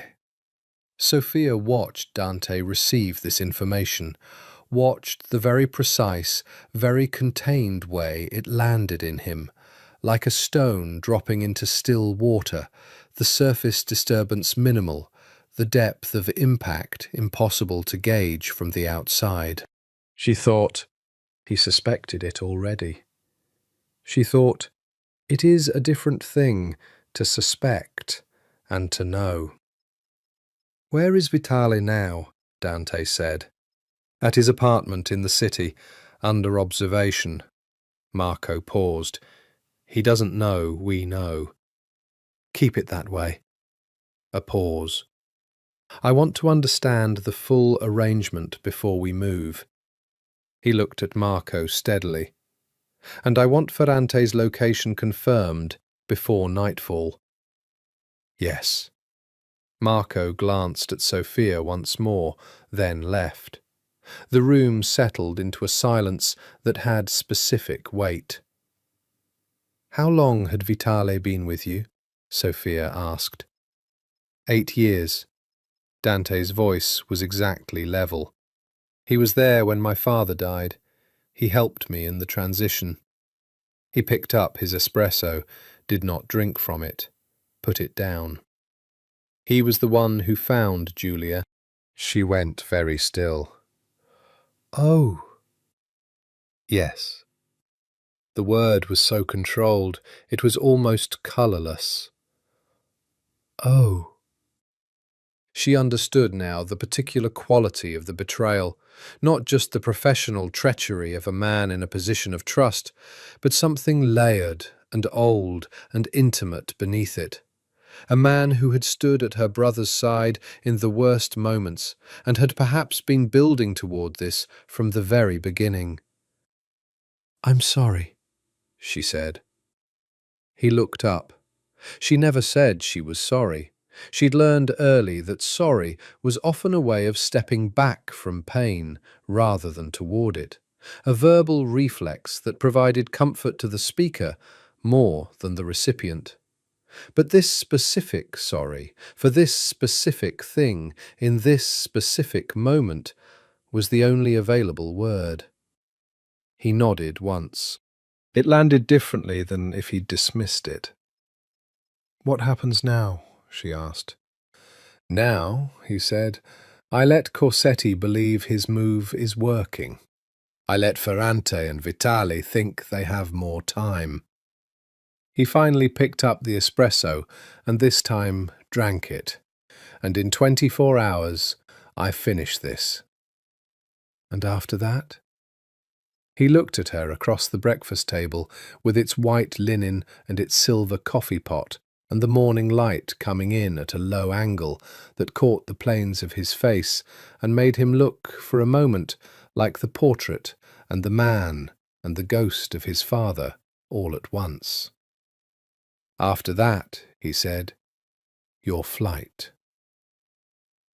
The words settled between them like something falling from a height. Neither of them moved. Right, she said. He was gone most of the day. She spent it in the rose garden and then the library, and she was aware throughout of the movement of men through the house, of phone calls and the low, constant communication of the security team. And the mansion felt different, coiled, purposeful, no longer a refuge from something, but the origin point of something. She was at the window of the library in the late afternoon when Marco appeared in the doorway. He wanted you to know, Marco said in Italian, that there will be movement tonight. The house is secure. You are not in danger. He paused. He said you would worry. She turned to look at him. He had a quiet face, Marco. The face of a man who had made his choices long ago and carried them without drama. She thought about what it meant, that he had thought to send this message, that he knew she would worry, that he had anticipated this specific need in her across the considerable distance of whatever was consuming him today. Is he going himself? she asked. Marco was quiet for 1 second too long. Marco? He is not someone who directs from a distance, the man said carefully, on matters of this significance. She turned back to the window. The orange grove was going dark in the early evening, the trees becoming shapes and shadows, the scent intensifying as it always did at dusk. She thought about him out there in the Palermo night, in the Sicilian dark, confronting the shape of the betrayal that had been growing in his house for however long. "Tell him to be careful," she said. Another pause. "He will not like hearing that." "I know," she said. "Tell him anyway." He came back at 4 in the morning. She heard the car, heard it without meaning to, because she hadn't been sleeping, had been lying in the dark with a book propped on her chest that she hadn't read a word of for 2 hours, listening to the house and the night and her own thoughts. She heard him on the stairs. His step was distinctive. She knew it now, that particular economy of movement, nothing wasted. She got up. She met him in the hallway outside his room, which was 2 doors down from hers, and the look on his face when he saw her standing there, barefoot in the robe, clearly having waited, was the most complex thing she had ever seen on a human face. And she had seen people in extremis, people at the furthest edge of what a person could endure and still be themselves. And nothing had prepared her for the specific quality of the look he gave her. He was uninjured. She checked, professionally, immediately, the nurse's eye tracking for blood, for irregular posture, for the held-in stillness of someone managing pain. Nothing. He was whole. He was also shattered in some interior way that didn't show on the surface except in the very slight raggedness at the edge of his control. "Done?" she asked. "Done," he said. She nodded. He reached up and loosened his collar, and she saw his hand was not quite steady, and she thought, the adrenaline wearing off, the cost of whatever the night had required of him, the settling of the bones after a reckoning. "The kitchen," she said. "Come on. Sophia, you need to eat something. Your blood sugar is probably—" She looked at him and changed course. "You need to not be alone right now. Come to the kitchen." He came. She made eggs, scrambled with the rosemary from the kitchen garden, the way her Italian grandmother had made them on winter mornings in Providence, and she poured him a glass of water and then a small glass of wine, because sometimes the clinical decision and the human decision were the same. And she sat across from him at the kitchen table while he ate, and neither of them spoke for a while, and the silence was not empty, but full of the night and what it had contained, and the slow returning of things to their proper temperature. "Vitale is in custody," he said, when the plate was half empty. "Ferrante has gone back to Naples, which is a diplomatic gesture, the Neapolitan family's way of saying Corsetti acted without their sanction." He paused. "Whether that's true is another question." "And Corsetti himself?" A beat. "Corsetti has been persuaded that his interests are better served by the original agreement." She didn't ask what persuaded had involved. Some things were clinical facts, and some things were things you let exist in the language you'd been given them in. "So it's over," she said. "This part." He looked up. "There's always another part." "Is that sustainable, living like this?" He looked at her for a long moment. "I've never considered the alternative." "That's not an answer." "No," he said, "it's not." He set down his fork. "Before I came back here, before my father died, I used to think about other lives, London, finance, a life that wasn't... He gestured, encompassing the house, the history, the weight of everything. But Sicily doesn't let its children go entirely, and this family... A pause. There's no one else. If I leave, there's no one left to hold what my grandfather built, what my father held, what Julia... He stopped. What Julia died for? She said gently. The muscle in his jaw worked. Yes. She looked at him across the kitchen table, at this man who was the last of something, who was holding a dying empire together with his bare hands, and his silence, and his rose garden, and his Chopin at 2 in the morning, and she felt something shift in her chest that was not clinical and not professional, and was not going to be named tonight, or possibly ever if she had anything to say about it. "You should sleep," she said. "Yes." Neither of them moved immediately. "Sophia." His voice was different, still controlled, but the control had changed its quality, had become something chosen rather than automatic. "Thank you for being here. I'm aware that's..." He stopped. "I'm aware of the inadequacy of saying it." "Don't thank me," she said. "Just sleep." She stood up. He stood up. They were very close together in the kitchen at 4 in the morning, close enough that she could see the dark circles under his eyes and the shadow of his jaw and the particular quality of exhaustion that was more than physical. And she thought, if I touch him right now, I will not be able to maintain the fiction that this is anything other than what it is. She stepped back. "Good night, Dante." "Good night," he said. His eyes followed her all the way out of the kitchen, and she felt them, step by step, like warmth on her back in a cold room. 3 days. 3 days until her flight. She could count them now on her fingers, could hold the number in her hand and feel its weight, which was considerable and getting heavier. She booked the flight again online, which she had been doing every few days like a ritual, refreshing the confirmation email, reading the departure gate and terminal information, as if she might forget them, as if reading them often enough would make them real. Palermo to Boston, via Rome. 14 hours. Then the taxi from Logan through the tunnel, the familiar particular smell of the city in October, her apartment, the window that faced the parking garage, the windowsill herbs.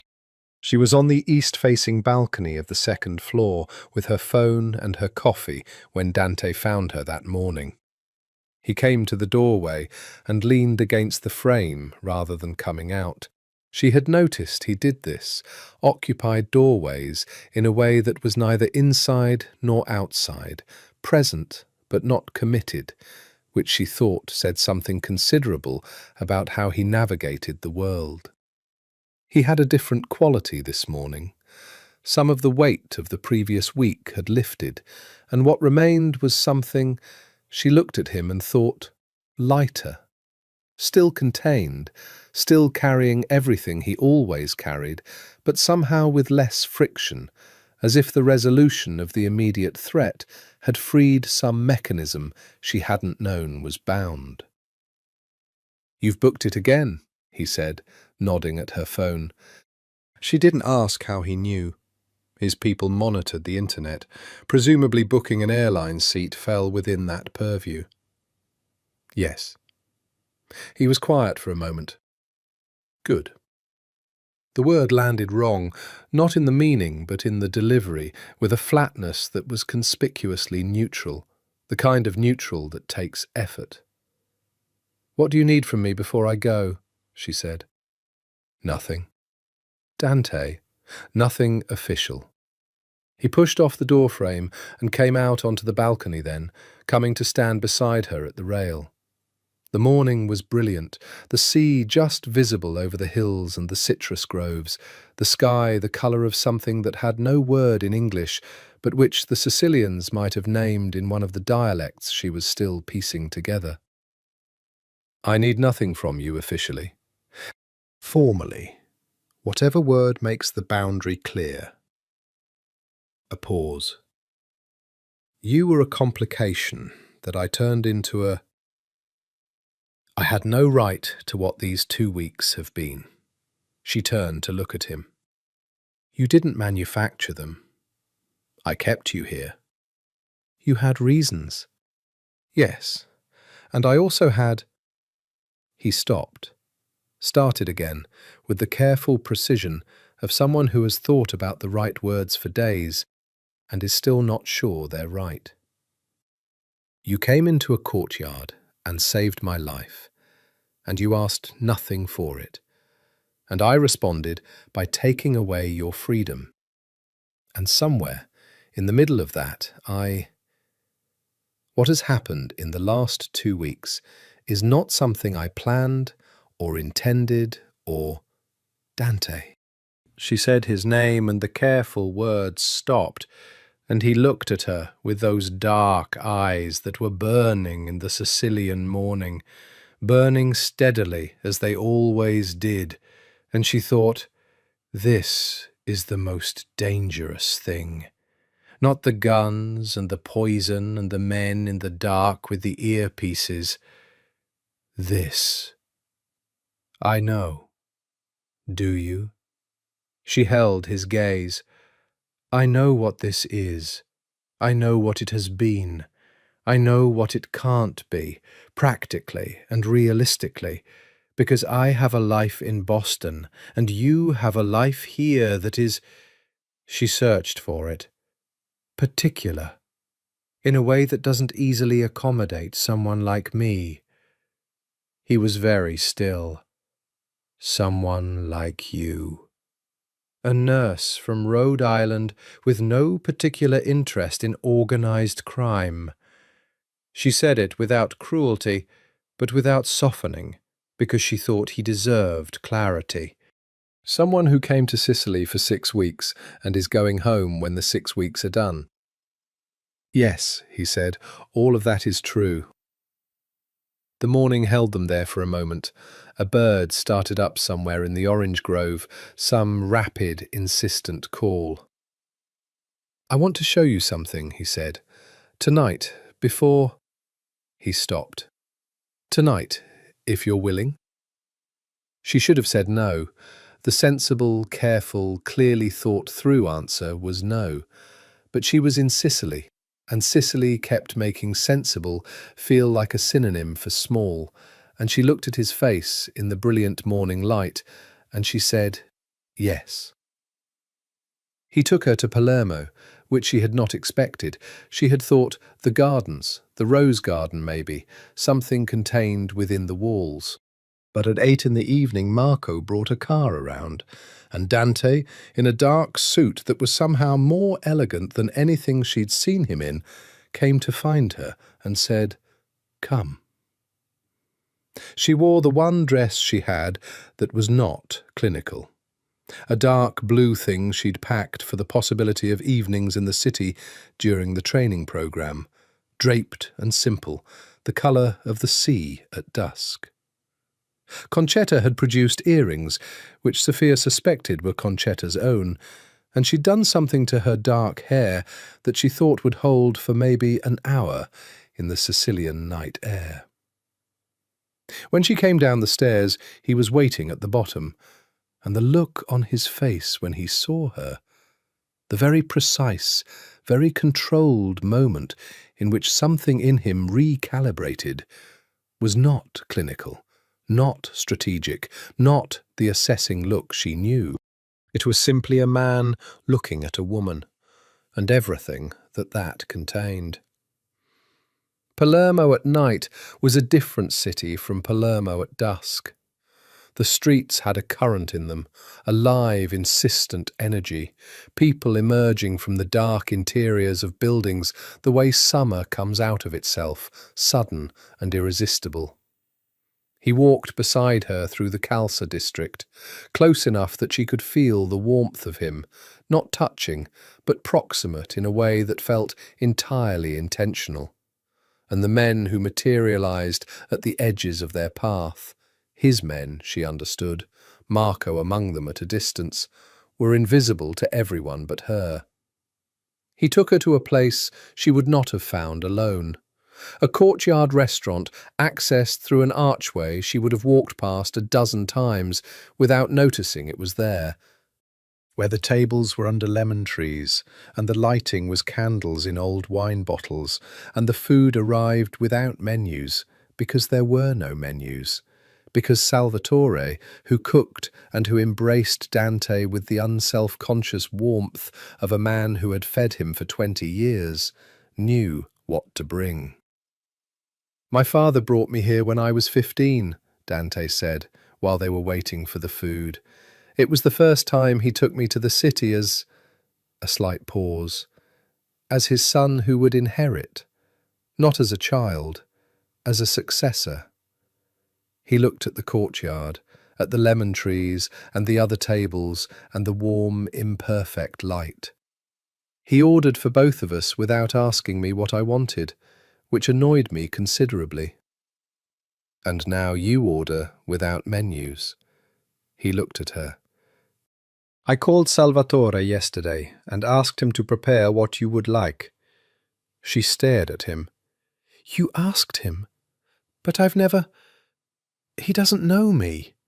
"He knows what people like who eat the food they grew up eating, and what people like who are discovering new things, and the difference between the two. I told him which you were."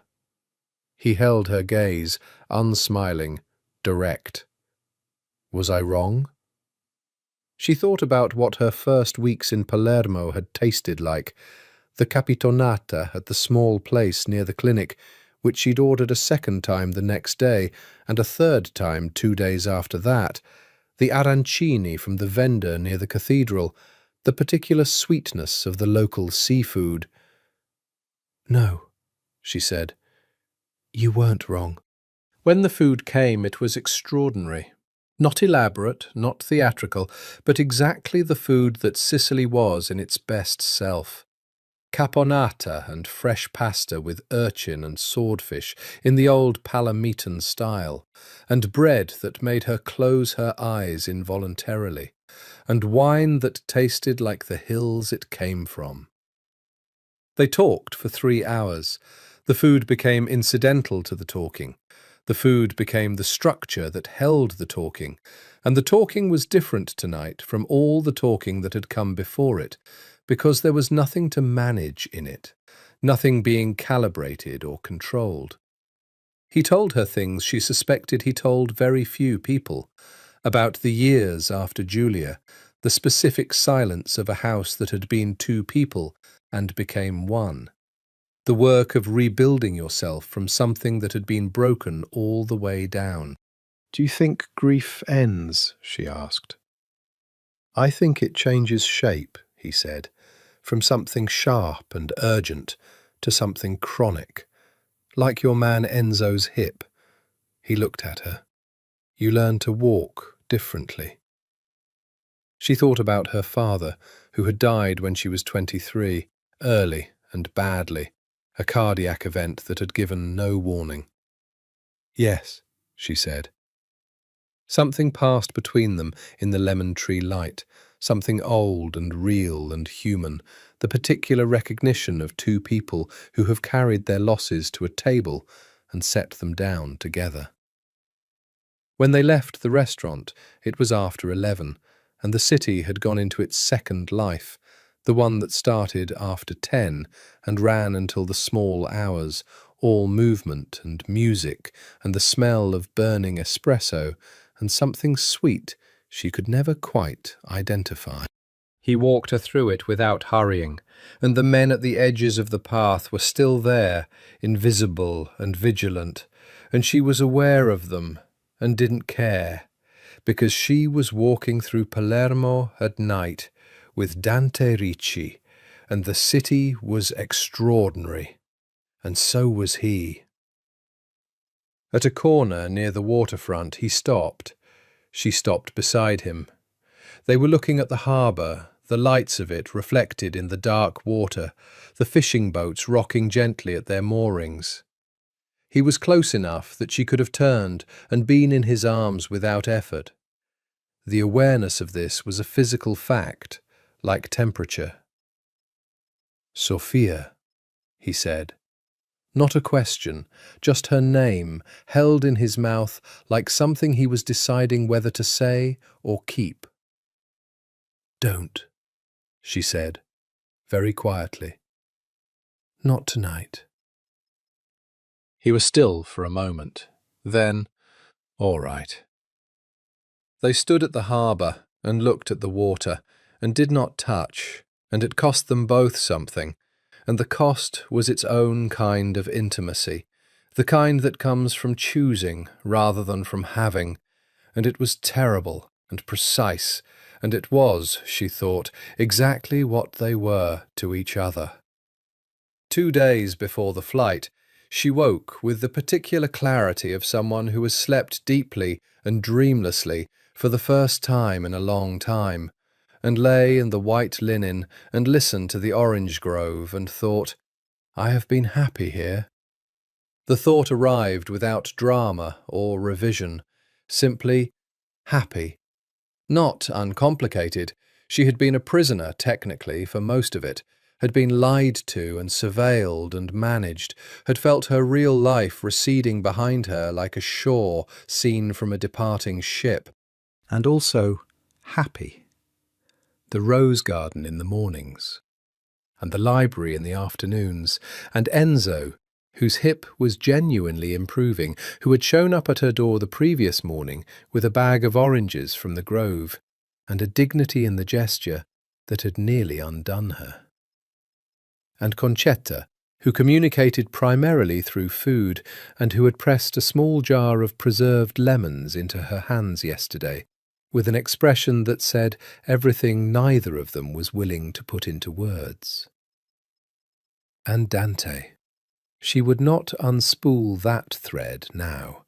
She would simply be here for 2 more days and be honest about what that meant and didn't mean. And then she would go, and she would carry it the way he'd described carrying grief, differently, with a new shape in her gait, but forward. She dressed and went down to the rose garden. He was already there. This was new. He was usually in his office in the early morning, in the operational centre of his world, and she had always had the garden to herself at this hour. But he was sitting on the old iron bench near the south wall, in his suit jacket with no tie, and he had a cup of coffee that had probably gone cold while he sat there not drinking it, and he looked like a man who had not slept at all. She sat beside him, not at a careful distance, beside him, close enough that their arms were almost touching. "You should have slept," she said. "I couldn't." She took the cold coffee from his hand and set it on the flagstone and put her hands in her lap and looked at the roses. The morning was pink and gold, and the birds were building their case for the day at full volume. "Tell me what you're thinking," she said. He was quiet for so long, she thought he wasn't going to answer. Then, "I'm thinking that I don't know how to do this correctly." "Do what?" "This." He gestured between them, not clumsily. He didn't do anything clumsily, but with a rawness that told her this was uncharted territory, that whatever maps he had for navigating the world, this was not on them. I'm not a man with a template for this. My father's marriage was an arrangement. My one relationship that meant something was destroyed by this life before it began." He paused. "I don't know how to ask for something I have no right to ask for." "Then don't ask," she said. "Tell me what it is, and I'll tell you if I'd give it." The bird in the orange grove had been joined by several others. The garden smelled of dew and roses and the first warmth of the morning. "Stay," he said. "Not as a prisoner, not the way you've been here. Stay because you choose to." He turned to look at her, and his eyes were everything they always were, burning and dark, but stripped now of the last of the protective management, just the real thing, the man who lived under the armour. "I know what I'm asking. I know your life is in Boston. I know what this life is. I won't pretend otherwise. But I am asking." Sophia looked at him. She thought about the flight. She thought about the parking garage view and the windowsill herbs and her colleagues and her mother who called twice a week and the hospital corridors with their honest grey light. She thought about 9 years of a life carefully and sensibly built. "I have 2 more days," she said. "Let me think." He nodded once. It was not the answer he wanted, she could see that clearly, but he received it without alteration, without pushing, because he was a man who understood that some things couldn't be forced. "All right," he said. "All right." She looked at the roses. "Now drink your cold coffee and tell me about the one relationship that was destroyed. I want to know." He looked at her, surprised. "You brought it up," she said. "I'm a nurse. I follow the symptom."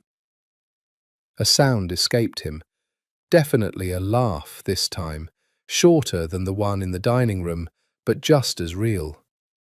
He picked up the cold coffee. Her name was Mara.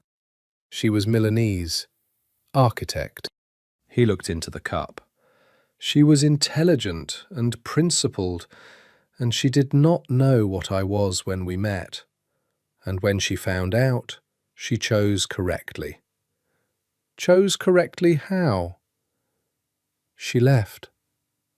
No bitterness, just fact. She left, and I understood, and I didn't try to change her mind. Sophia thought about this. Because you knew she was right.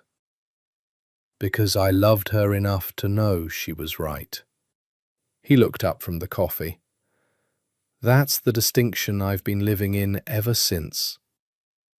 The distinction between loving someone enough to let them go and being incapable of asking them to stay. She heard it in what he hadn't said and thought, and here we are, at the edge of the same distinction. "I'll think," she said again. "I know," he said. They sat in the rose garden while the morning arrived fully, gold and pink going white and clear, and the birds made their case, and the roses held their colour in the climbing light, and they sat close enough that their arms were touching, without either of them having moved to make it so. She spent the following day in a state of sustained internal negotiation. She walked the perimeter of the grounds. She sat in the library and did not read.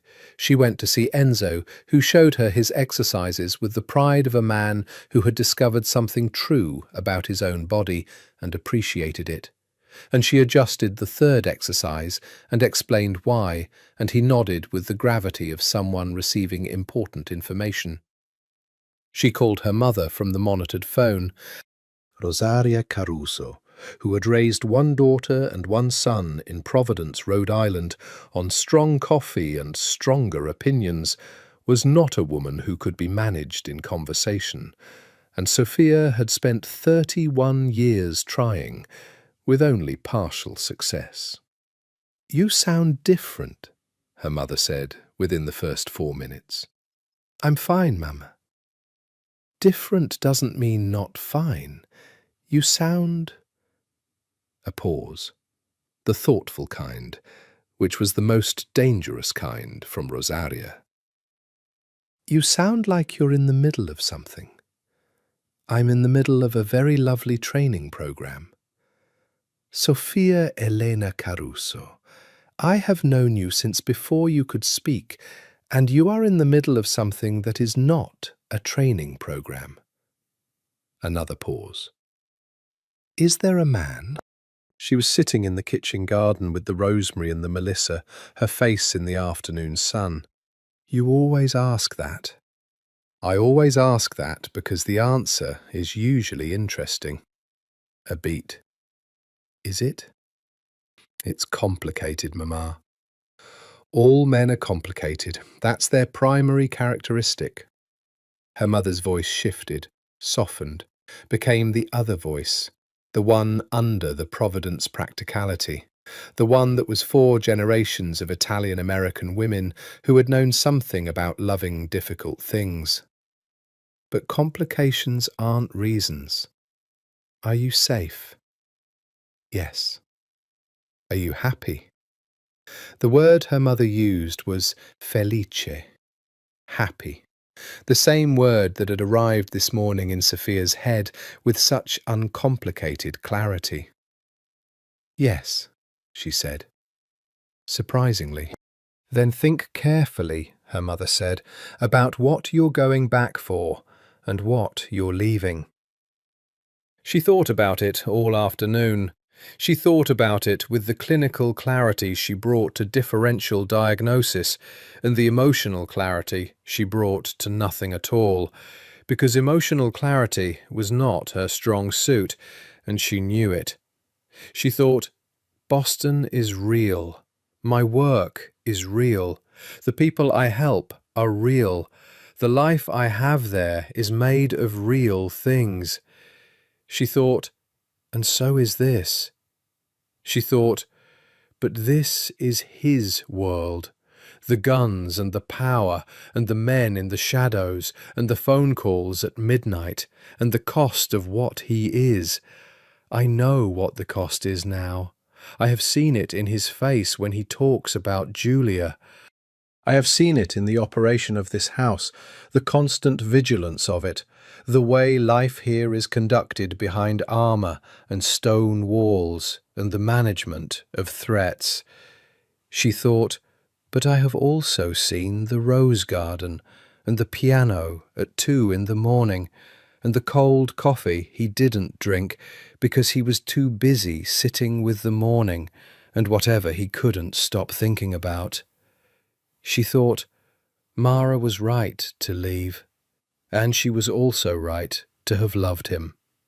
She went to his office at 6 in the evening. She knocked. He said, "Come in." He was at his desk, and he looked up, and whatever was in her face told him something, because he was still, for a moment, in the way that meant he was deciding how to receive whatever was coming. "I'm going to go home," she said. He nodded once. "I'm going to go home, and I'm going to get on the flight, and I'm going to go back to Boston and the parking garage and the windowsill rosemary." She came into the room and stood before the desk. "Because it's mine, and I built it, and I should go back to it before I make any decision about anything." He was watching her with absolute attention. "And then," she said, "I want you to call me. Not tonight, not next week. Give me a month. Give me real life and distance and whatever clarity comes from being home. And then call me." She held his gaze. "If you still want to." The silence stretched between them, and in it she could hear the complexity of what he was thinking. She could practically see it. The careful intelligence of him working through what she'd said, the hope he was controlling, the gratitude he wouldn't perform. "A month," he said. "Yes. And you'll answer." "I'll answer." He stood up from the desk, and she held her ground, and he came around it slowly and stopped with a foot of space between them, and he lifted his hand and touched her face. One touch. Thumb along her cheekbone, brief and careful, and everything. and said, "Go home, Sophia Caruso." She let out a breath she'd been holding for approximately 2 weeks. "I'll be in touch," she said. "I know you will," he said. And the certainty in it, the quiet, absolute certainty, settled in her chest like roots finding water. The last morning was a quiet thing. She had packed the night before, her notebooks and her broken heel, and the clothes she'd arrived with, augmented now by a few things Concetta had quietly produced over the past 2 weeks.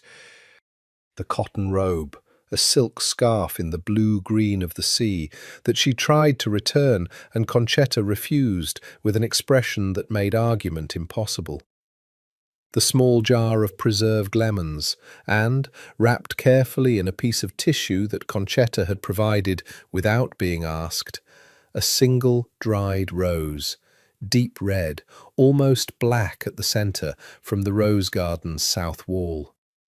She had taken it herself the previous evening in the long golden light. She had sat with the permission of it, his permission, wordless and given in the simple fact of the unlocked door. And she had taken the one rose and thought about autobiography and what it meant to carry evidence of where you had been. Breakfast was at 7, and he was there, which he was not always, which told her that he had decided to be. They sat at the long table with its white linen and its silver coffee service and the morning light coming in at angles, and Concetta brought pastries and the particular almond cake that Sophia had discovered on her 4th day, and which she could not think about without the precise taste of it arriving in her mouth immediately. They ate and they talked. About the week's headlines, about something she had read in the library the day before, about the 3 tomatoes, and it was the most ordinary morning and the most particular morning, the specific morning that would be the last of its kind, and they both knew it. After breakfast he walked her to the car. Marco was there, and Concetta, and Enzo, who had come from the cottage with his better walk. Genuinely improved, measurably improved, the compensation pattern softening with each day of the exercises, and who shook her hand with both of his and said, in Sicilian too rapid for her to catch fully, something that she thought was about the kindness of strangers and how it confounded expectations. She embraced Concetta, which surprised the older woman into a moment of stillness before she returned it with the firm competence of a woman who expressed her feelings through action rather than words. Then she turned to Dante. He was standing by the car, with his hands loose at his sides, that uncharacteristic looseness, the armour off in the morning light. And he looked at her the way he had always looked at her, which was to say, with total attention, the whole burning weight of it. She crossed to him. She put her hand briefly on his chest, above his heart, flat-palmed, feeling the warmth of him through his shirt, and looked up at him, and she said, very quietly, "A month." "A month," he confirmed. She took her hand away, got in the car. She did not look back as they went down the drive, through the gates, out onto the road that wound down through the hills toward the coast. She looked forward, at the road and the morning, at the sea appearing and disappearing between the hills as the road bent and turned. She felt the distance opening between herself and the house with each kilometre. Not a tearing feeling, which was what she had braced for, but something more like a held breath, a suspension, a state between states. She had her flight. She had her home. She had a month, and then a phone call that might or might not come. She had the rose in her bag, wrapped in tissue. The airport was ordinary, and therefore extraordinary, after 2 weeks of the extraordinary as a baseline. The queues and the announcements and the smell of recycled air and fast food and jet fuel. Sophia stood in the line for security, and felt the ordinary world receiving her back, resuming its familiar geography around her, and she thought, "Here I am," and also, "There I was." The flight boarded on time. She found her seat, window, which she'd booked specifically so she could watch Sicily from above as they rose. She watched the island diminish, the mountains, the coast, the particular amber gold of the southern hills, the sea going from the deep turquoise of close water to the wide, flat blue of distance, and then just blue, and the island was gone. She pressed her hand flat to the window briefly. Then she opened the book she'd borrowed from the library, The Quiet American, which she'd never quite finished in the rose garden, which she'd taken with a note left on the desk saying, "I'll return it." And she read for the next 7 hours and thought about almost nothing else, which was the very best thing she could do. Boston in October was what Boston in October always was.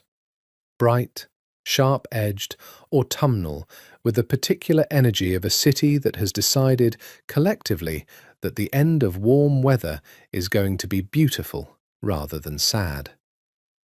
The trees went red and gold, and the Charles reflected them, and Sophia walked across the river bridge on her first morning home and thought, "Yes, this is also real." She went back to work. The first day felt like putting on clothes she'd grown slightly too large for during the absence, and finding, somewhat to her surprise, that they still fit. The hospital corridors, the fluorescent light, the smell of antiseptic and coffee from the nurses' station, the specific timbre of a department managing multiple crises simultaneously. It all received her back without ceremony, which was exactly what she needed. She worked a 12-hour shift, 2 trauma cases and the cardiac event, and the ordinary tide of an emergency department.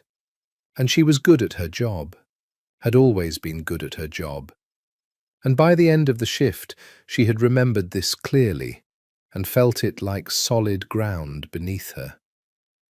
She called her mother on Sunday, as promised. "You look better," Rosaria said, studying her on the video call with the maternal X-ray that had never failed to find the truth of Sophia. "I feel better. Did you resolve your complication?" She thought about a month and a phone call and the rose pressed in the pages of a borrowed book. "Not yet," she said. "Give it time." She thought about him every day. She had anticipated this and had decided to allow it, which was a decision that required some effort to maintain, because she was also aware that thinking about Dante Ricci was not a neutral activity, was not the equivalent of thinking about a good book or a memorable meal, was something with momentum that accumulated interest. She thought about him in the morning when the windowsill herbs needed water. She thought about him at the hospital when she encountered a case that would have interested him. She had taken to noting what would interest him, as if she were keeping a list for a conversation that might or might not happen. She thought about him at night more insistently, with the particular quality of thought that comes when the careful management of the daytime has been relaxed. She did not think only about the charged moments, not only the harbour at night and the kitchen at 4 in the morning and the hand on her face at the end. She thought about the library and the roses and the eggs she'd scrambled and the Chopin floating up through the floors. She thought about Enzo's hip and Concetta's scarf. She thought about the shape of a family held together by one person's refusal to let it dissolve. She wrote to Concetta once, a brief note in Italian, thanking her for everything, which she sent through the monitored email address she'd been given. She received back 3 words: "I made arancini," which she interpreted as, "You are missed," And also, life continues. She extended her hospital contract by 2 months. On the 28th day, 3 days before the month was complete, her phone rang at 11 in the evening with a Sicilian country code. She picked up on the second ring. "You said a month," his voice said, without preamble. "It's the 28th day." "I counted incorrectly." A pause. "Or I became impatient." Another pause. "Which is not something that happens to me. I want you to know that." She sat up in her bed in the apartment with the parking garage view, in the October dark, with the city sounds of Boston outside the window. Different sounds from the orange grove, different birds, different dark. And she felt the warmth of him across the Atlantic, across the distance, steady as ever. "How is the situation?" she asked. "Resolved." A pause. "Permanently." She didn't ask about Corsetti. "And Vitale?" "Also resolved." She breathed out. "Enzo?" Something shifted in his voice, not the controlled, diplomatic shift, the real kind. He showed Marco the exercise yesterday, with visible pride. She laughed. The sound of it in the empty apartment felt like something opening. "Sophia." His voice changed again, became the nighttime voice, the loose-threaded voice. "I have thought about many things in the last month. Practical things. Things about what a life looks like that is not built only around the inheritance I carry." He stopped. "I've thought about what it would require to make space for something, someone, who exists outside of all this." She was quiet. "I haven't arrived at a complete answer," he said, "but I have arrived at the question, which is more than I had before." A pause. "Palermo in December is extraordinary. The Christmas markets in the Piazza Verdi, the presepi." A beat. "Concetta's Christmas baking, which is a genuine argument for the existence of God." "Are you inviting me to Palermo?" "I'm asking if you'd consider Palermo." She looked at the parking garage through the window. Its grey concrete levels, its orange-lit exit ramps, its profound and honest lack of romance. She looked at the windowsill, where the rosemary was in good condition, and the basil was staging a recovery from a period of neglect, and the small pot of mint was doing what mint always did, which was try to take over. She thought about the library, the rose garden in December, which she had not seen but could imagine. Stripped of summer excess, the canes bare, but something still held in the architecture of the plants, the bones of the garden visible for once in the open winter light. "Tell me about Palermo in December," she said, and he did. She flew back on the 15th of December. She had told her mother, who had said, "Go, Sophia, go before you talk yourself out of it." She had arranged her hospital coverage, which required some negotiation and the leveraging of months of accumulated goodwill from colleagues who were aware she'd returned from Sicily different, if not entirely sure how, and who treated this trip with the careful neutrality of people who respect a mystery. She had written the email to the cooperative clinic, which had been delighted to hear from her, and had, immediately, and with the particular efficiency of people who understood that the world contained more variables than plans, offered her a part-time consulting arrangement that would let her contribute to the humanitarian program from Sicily when she was there, and from Boston when she wasn't. The when she was there and the when she wasn't had both landed in her chest with the weight of architecture. He met her at the airport. Not Marco. Him. She came through the arrivals hall with her bag on her shoulder and the borrowed copy of The Quiet American in her hand, returned as promised, and she saw him immediately, because he was the kind of man you saw immediately in any room, not only because of his height or the particular quality of his stillness, but because he was looking for her with the same total attention he gave everything, and the attention found her before she found him. She stopped. He crossed to her. He stopped a foot away, and she looked up at him, and the Palermo airport was its full, cacophonous self around them, arrivals and announcements and trolleys and families, and it was entirely irrelevant. "Hello," she said. "Hello," he said. She held out the book. He took it, looked down at it for a moment, at the worn cover and the pages she'd read twice now, and the notes she hadn't been able to resist making in the margins with a pencil that could be erased if he wanted to erase them. "Thank you for returning it," he said. "I said I would." "You always do what you say," he said. Not quite a question. "I try to." She met his eyes. "It's one of the few things I'm consistent about." He reached out and took her bag from her shoulder, simply, without asking, with the naturalness of someone resuming something that had been briefly set down, and turned toward the exit. She fell into step beside him. Palermo in December was exactly what he'd described. The Christmas markets with their lights and their smell of roasted almonds, and the presepe in the cathedral that dated from the 18th century, and was worth an hour of standing in front of, simply for the quality of what patience and faith and craft could produce together.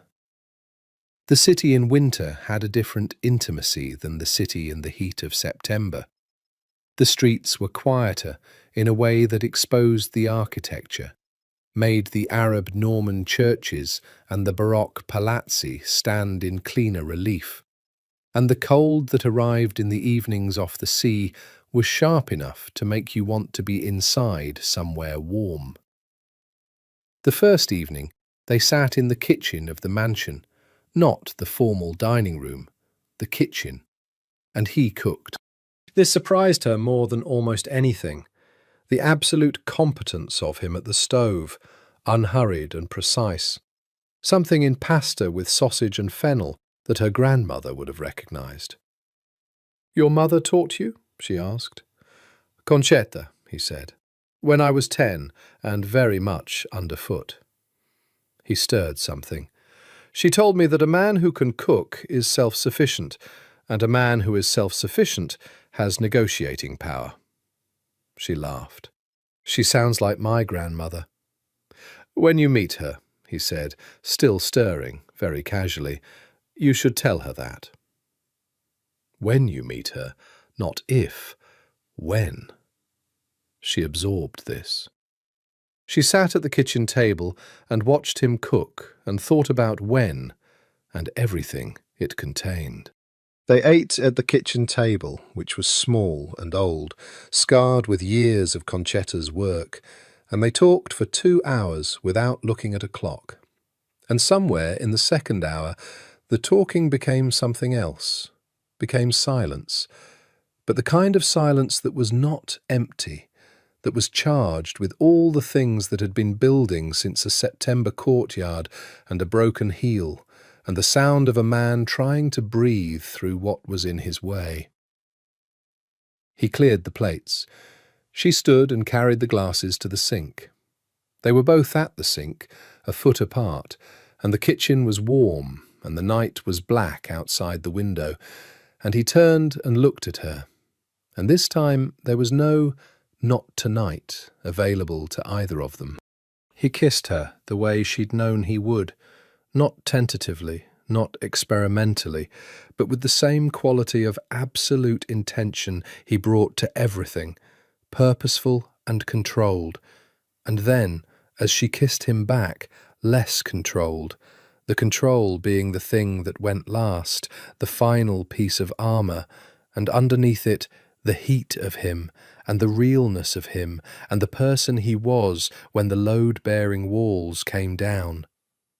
She put her hand on his face, both hands, the way she'd been thinking about doing since a courtyard in September, and felt him lean into it like someone who had not been touched carefully in a very long time. "I'm not Mara," she said against his mouth. "No," he said, "you're not. I won't leave without telling you." His arms tightened around her. "I know." The kitchen settled around them, warm and old and ordinary and extraordinary. And outside the window, the Sicilian December dark held the orange groves, the roses sleeping through their winter, the sea somewhere beyond the hills, and the whole particular weight of a world that was imperfect and dangerous and real. She had a room. Not the room from her first time, that was the guest room, which was what it remained for the other guests who moved through the house with the careful invisibility of people who understood their place in the infrastructure. Her room was on the second floor, west-facing, with a view of the rose garden and the hills beyond, and it was smaller and less formally furnished, and entirely hers in a way the guest room had never been.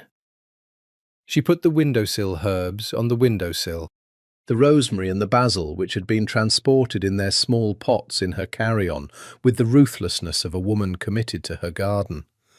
Concetta had looked at them with an expression that was not quite amusement and not quite approval, and was precisely both, and had provided a larger pot for the mint, which was already attempting its usual territorial expansion. She settled into the rhythms of the house, and into her own rhythms, simultaneously. She was at the cooperative clinic 4 days a week, a formal arrangement now, consulting on trauma protocols, training the nursing staff in field triage, building the relationship that her 6-week training program had only begun. The work was good.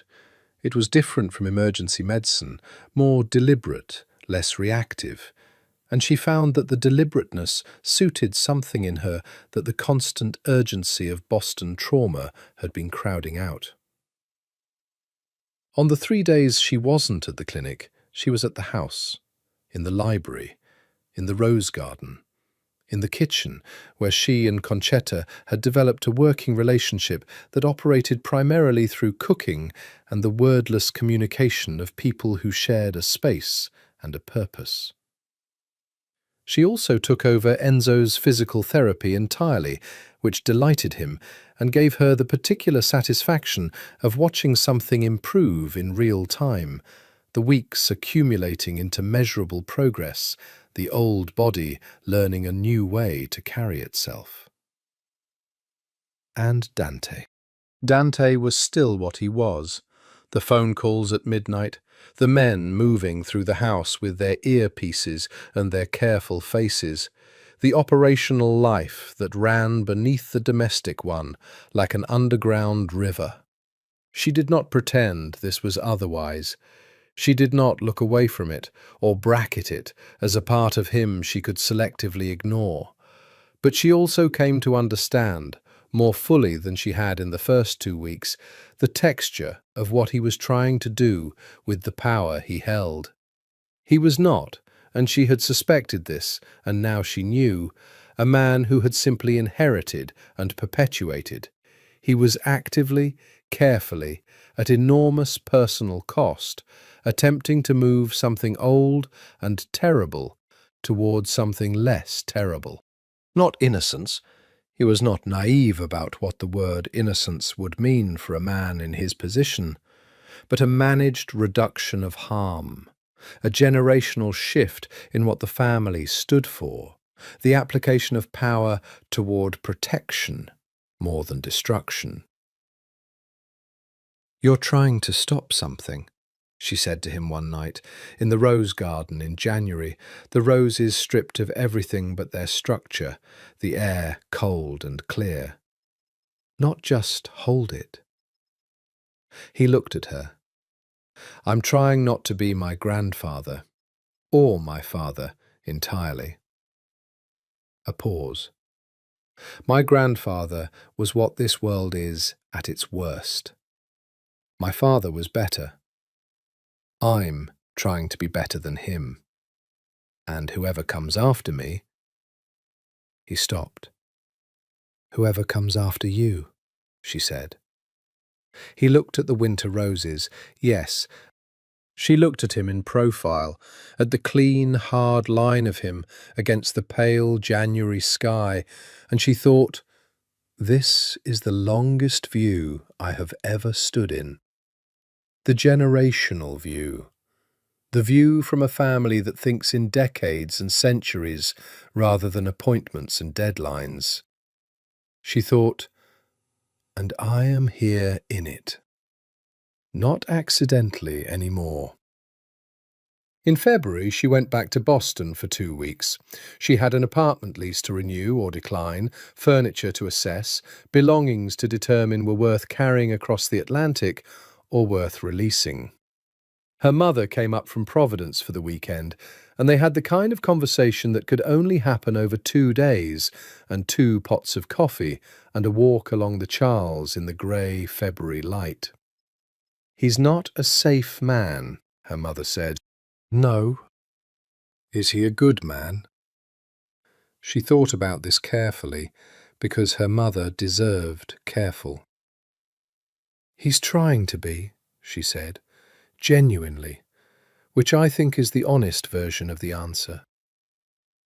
Rosaria had looked at the river for a long time. She had come from a family that knew about the complexity of good men and bad structures and the degrees between. She had her own inherited understanding of what it meant to love someone whose world was not simple. Can you be yourself there? She asked finally. I can be more myself there than almost anywhere I've been, Sophia said. Then that's the answer, her mother said. The rest is details. She sold the furniture. She put the few things that mattered in storage. She renewed the apartment lease for 1 more month as a psychological safety net, then let it go. She flew back to Palermo on the 1st of March, spring arriving in the hills, the almond trees in blossom, the orange grove waking into bloom, the rose garden beginning the first tentative movement of new growth. She watched it happen from the window of her room, the rosemary on the sill, the mint in Concetta's pot, and she thought, I live here. And the sentence, which was still strange and slightly frightening and not yet entirely settled in her body, was also the truest thing she had thought in years. Spring in the hills above Palermo was a revolution. Sophia had not been prepared for it, not truly prepared, not in the way you could be prepared for something that arrived with the force of something that had been building underground for months. The almond blossoms had been beautiful, pale and ephemeral, but they were a prelude. What came after? The citrus grove erupting into blossom, the orange flowers so heavy with scent that standing in the grove in the morning was a sensory experience on the edge of overwhelming. The rose garden unfurling in stages over the weeks of March and April, first the climbers on the south wall, and then the concentric circles working outward until the whole walled garden was improbably, outrageously alive. This was not merely beautiful. This was the argument that the world made for itself when left to its own logic. She was in the grove on a Tuesday morning in April with the espresso she'd brought out in the small ceramic cup from the kitchen when Marco appeared at the edge of the trees. Marco, whose face she had learned to read in the way she read patient faces, the micro-expressions, the held information, was carrying something she hadn't seen there before. Not urgency exactly, which she'd seen plenty of, Something different. Something more careful than urgency. Sophia? He rarely called her by name. Could you come inside? What happened? Please, come inside. She went. The sitting room had 4 people in it: Dante, Marco, a man she didn't recognize who had the look of a lawyer or a senior operative, or possibly both, and a woman of 60 who was sitting very straight in the chair nearest the window, with her hands folded in her lap, and an expression that had been made in the same foundry as Dante's. His mother's sister, Zia Paola. She had been pointed out in a photograph once, mentioned twice, and Sophia had assembled a rough outline of her.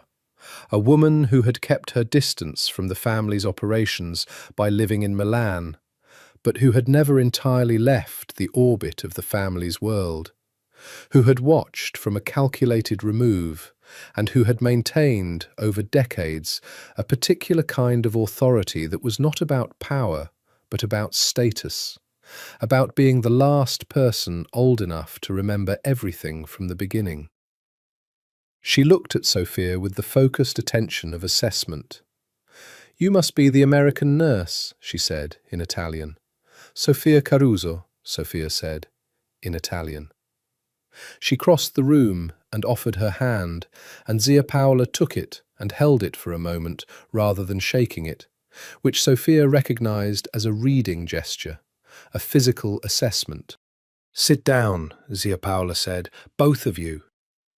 Dante sat, Sophia sat. The lawyer-operative man was very quiet near the door. What followed was extraordinary in its directness. Zia Paola had come from Milan because a man named Fioravanti, an old enemy of the family, connected to a Calabrian organization that had been making incursions into Palermo's territory for 2 years, had sent her a message. The message concerned Sophia. It contained photographs from the mansion, from the courtyard in September, from the airport in December.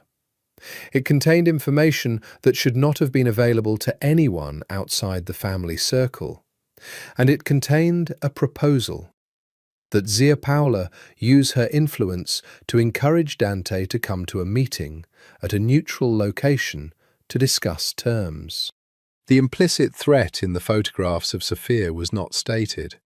It didn't need to be. Dante's voice, when he spoke, was the flattest she had ever heard it. "When did this arrive?" "Yesterday." Zia Paola looked at him steadily. "I came immediately." "You should have called." "I wanted to see your face when I told you." She looked at his face. "Yes, as I thought." She turned to Sophia. "You understand what this means?" "There's a breach in the security," Sophia said. "Someone inside the house, or someone with regular access, who has been photographing us and feeding the information out." Dante's jaw was a hard line. "Yes." "When was the last security assessment?" Marco answered. 6 weeks ago. After the Corsetti situation was resolved, He stopped. "We may have relaxed our attention." "You may have," Zia Paola said, with the cool precision of a woman who did not do relaxed attention. She looked at Dante. "The question is, what you do." "I'll find who it is," Dante said, "and I'll handle Fioravanti." "That's not the question." Zia Paola looked at Sophia, then back at Dante. "The question is whether you put this woman in harm's way by keeping her here while you find them." The room was very quiet. Sophia looked at Dante. He was not looking at her. He was looking at the floor between his feet, and she could see the precise, terrible calculation happening behind his eyes, the weighing of things that were not reducible to simple calculation. "I'll go," Sophia said. Both of them looked at her. "Temporarily. To Milan or Rome, or wherever makes the most sense operationally. I'll stay until this is resolved, and then I'll come back. She held Dante's gaze. I'm not asking your permission. I'm telling you the sensible course of action, which I think you already know. His jaw worked. I don't want you. I know you don't. She held his gaze. But I'm a complication you can't afford right now, and keeping me here out of whatever this is puts both of us at risk, and your people at risk. She paused. So I'll go, and I'll come back. Zia Paula looked at her nephew. Something in the older woman's face shifted, something that had been held in reserve, some judgment suspended, arrived at a conclusion. She's right, Zia Paula said. I know she's right, Dante said quietly. The flatness in his voice was not anger, she understood now. It was grief. The specific grief of being required to let something go again, to choose correctly for someone you would rather simply keep. Milan, he said, with Zia Paula, 1 week, 2 at most. He looked at Sophia. Then you come back. Then I come back, she said. Zia Paula rose from her chair, which seemed to indicate the meeting was concluded. As she passed Sophia's chair, she paused and looked down at her and said quietly in Italian something that was too rapid and too Milanese for Sophia to catch fully, but which she thought, from the tone and from the expression on Zia Paula's face, was something like, "He needed someone exactly like you." She went to pack. He came to her door while she was packing. He stood in the doorway, and she was folding things into her bag, and they were both in the economy of action that comes before necessary departures, and she thought, this is the second time I've packed in this house and left him standing in the space behind me, and the difference between the first time and this time was everything, was the entire universe of what changes when two people have moved through the stages of knowing each other toward the clear country on the other side. 2 weeks, he said. Yes. He crossed to her, stood behind her, and she felt his arms come around her, not urgently, not desperately, but with the specific weight of someone holding something they have decided to trust to time and distance and the reliability of returns. She put her hands over his, felt the warmth of him, the realness of him. Find the breach, she said. Deal with Fioravanti. And then, I want the rose garden in full bloom. I missed it last year. A breath against her hair, almost a laugh. It will be at its best in May. Then fix your problem before May. He pressed his face briefly to her hair, and she felt the held quality of it, the restraint of a man who did not perform emotion, but felt it profoundly and privately. And then he let go. Go with Zia Paula, he said. Be patient with her. She will interrogate you thoroughly about your intentions. I'll survive it. I know you will. He looked at her with those dark, burning eyes. You survive everything. She picked up her bag. She went to the door. She turned once, just once, because once was enough and more was too much, and looked at him, standing in her room, with the window-sill herbs behind him, the rosemary and the basil and the mint in Concetta's pot, and she said, I'll be back for May. And she left. Zia Paola's apartment in Milan was on the 4th floor of a building near the Brera, all high ceilings and old paintings, and a library that was smaller than the one in the mansion, but denser, more curated, the collection of a woman who knew precisely what she wanted. The interrogation began on the first evening, and was conducted, like all effective interrogations, over dinner. "Tell me about your family," Zia Paola said, pouring wine with the precision of someone for whom imprecision in small things was a gateway to imprecision in large ones. "My father was from Naples originally, third generation in America. My mother's family is from the Veneto, going back further." Sophia cut her bread. "I'm the oldest. I have a brother, younger, who is a teacher in Providence." "Catholic? Culturally?" Zia Paola made a sound that acknowledged this distinction without judging it. "And your work? You chose nursing specifically." "My father had a cardiac event when I was 16. I was there. I was the one who called the ambulance." She paused. "He survived that time. He died of a second event when I was 23. But the first one, the feeling of being the person who knew what to do in the worst moment, I never lost that." Zia Paola regarded her over the rim of her wineglass. "You chose a profession that puts you in worst moments." "Yes. And then you chose a man whose life is made of worst moments." Sophia looked at her steadily. "I chose a man who is trying to make the worst moments less frequent. That's not the same thing as being drawn to catastrophe." Something in Zia Paola's face shifted. Not approval, exactly, but the withholding of disapproval, which in a woman like this was probably equivalent. "He hasn't been—" Zia Paola stopped, chose the next word with care. "He has been solitary for a long time, after Julia, after Mara, after his father." She set down her glass. "He stopped letting people see him. I think you may be an exception to that, and I'm not entirely sure it's safe for either of you." "I don't think safety is the primary criterion," Sophia said. Zia Paola looked at her for a long time. "No," she said, "it never is for the people worth knowing." She was in Milan for 12 days.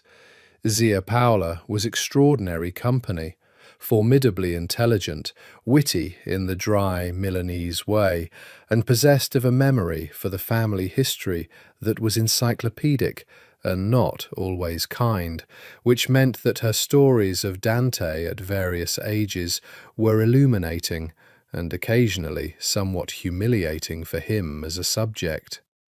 She told Sophia about his childhood, about the gap between the public child, serious, watchful, always the heir, and the private one, who had read Jane Austen because his mother had, and who had cried, aged 12, when the rabbit he'd kept in the garden died, and had then been mortified by the crying, and had spent 3 days not crying at anything to compensate. "He cried when Julia died," Sophia said. Zia Paola was quiet for a moment. "You've seen him cry?" "Not exactly. I've seen where the crying went." She thought about the rose garden in winter, the piano at 2 in the morning. "He keeps it in specific places." The older woman nodded slowly. "Yes, that's right." She looked out the window at the Brera neighbourhood, at the ordinary Milanese life flowing below. "That's exactly right." She also received information from Dante's operations over the 12 days, not through official channels, but through Zia Paola's apparently comprehensive network of sources, which operated through means Sophia preferred not to examine too closely. The breach had been found. A man who worked the security rotation, who had a gambling debt to a Fioravanti-connected creditor that had been leveraged into something operational. The man was no longer in a position to transmit information. Fioravanti himself had been sent an answer to his proposal that was explicit and non-negotiable, and that Zia Paola described only as definitive. On the 12th day, she received a text, just an address, in the hills above Palermo, and 3 words, "The roses opened." She booked a flight for the following morning. Zia Paola drove her to Malpensa herself, the older woman's driver, the older woman's car, the older woman's characteristic manner of treating the approach to an airport like a military maneuver. At the drop-off, Zia Paola got out of the car, which Sophia hadn't expected, and embraced her, briefly, firmly, with the economy of someone who has never been extravagant with physical affection, but means it precisely when she is. "You'll find it strange," Zia Paola said, "from time to time, what his life requires, what you're required to be in it." She stepped back. "Come to Milan when you need to breathe differently. My door is open." Sophia looked at her, at this woman who had maintained her connection to a complicated family through decades of difficult things, and who had found, apparently in Sophia, something that warranted continuation. "Thank you," she said, "for the interrogation and everything after." Zia Paola made the sound that was not quite a laugh, and was warmer than a not laugh.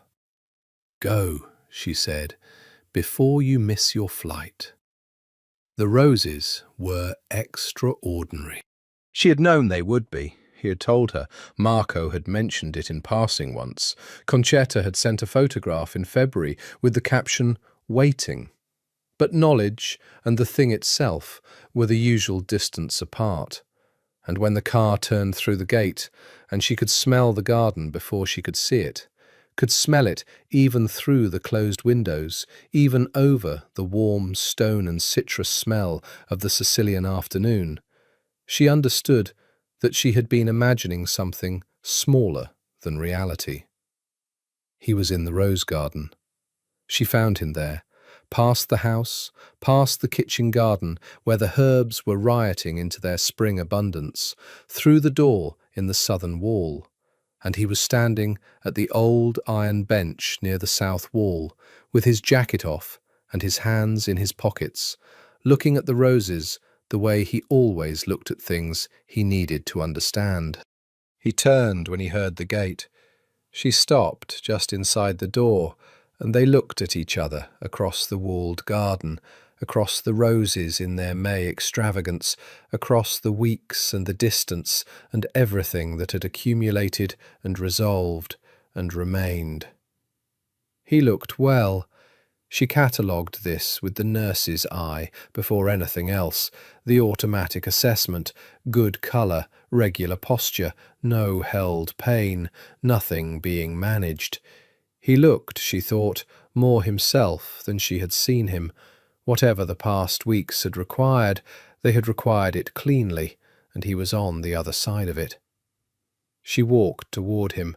He met her halfway, because he was done with standing at the door while she crossed the distance, which she understood, and which was its own declaration. She put her arms around him, and his came around her, and they were in the rose garden in May, with the extraordinary extravagance of the thing her mother-in-law by roses had planted, and her father had kept, and no one had destroyed, and the scent of it was too much and exactly right, and Sophia thought, "Here, this is the place I was walking toward when I took the wrong turn down Via dell'Incoronazione and broke a heel on the cobblestones and pushed open a gate into a courtyard." "The roses," she said, against his shoulder. "Yes." His voice was everything it was at 2 in the morning, the loose-threaded, real voice. Everything bloomed at once. Concetta said she'd never seen it like this. "Your mother's autobiography," she said. He tightened his arms fractionally. She thought about what a garden was, all the accumulated choices of it, the things planted and tended and allowed to go wild, and the things that kept growing without anyone to direct them. The honest record of what a person had loved and where they had stood. She pulled back and looked up at him. "Tell me what happened with Fioravanti." "Handled." "Dante." "Permanently handled." He held her gaze. "I'm not going to tell you every detail." "I know. But tell me what I need to know." A pause. He understood the message. There won't be another proposal. She nodded. She believed him. She also believed that the permanently handled contained things she would never entirely know. And she had made her peace with this in Milan. Over 12 days of Zia Paola's wine and honesty had arrived at the specific kind of peace that is not innocence, but is a considered choice to be present to a life rather than to all its underside. "I want to ask you something," he said. She looked up at him. "I want to ask you properly, with full understanding of what I'm asking." He held her gaze, and his eyes were everything they had always been, dark and burning and honest, in the way that had always gotten through her defences, because the honesty was real, had always been real, was the thing she'd seen in the yellow security light in a Palermo courtyard before she knew any of the rest of it. "I know what this life is. I know what it asks of the people in it. I know what you've had to navigate in the months since September. And I know that the navigation is not finished, that it never finishes exactly." "No," she said, "it doesn't." "Knowing all of that," he said, "will you stay? Not as a guest. Not for 2 weeks or a month or until the situation resolves." He reached up and touched her face, both hands now, the way she had first touched his, and she leaned into it the way he had. "Stay with me, here, in this house, in this life, for whatever this life is." She looked at him for a long moment. She thought about Boston and the parking garage and the windowsill. She thought about 12 days in Milan and Zia Paola's wine and the permission she'd given herself, finally, to trust what she knew rather than what she feared. She thought about 9 years of careful, sensible construction and the Sicilian September that had walked into it like weather, like something you couldn't have predicted and couldn't have prevented and wouldn't undo if you could. She thought about the rose garden, about a woman she had never met whose autobiography was all around them.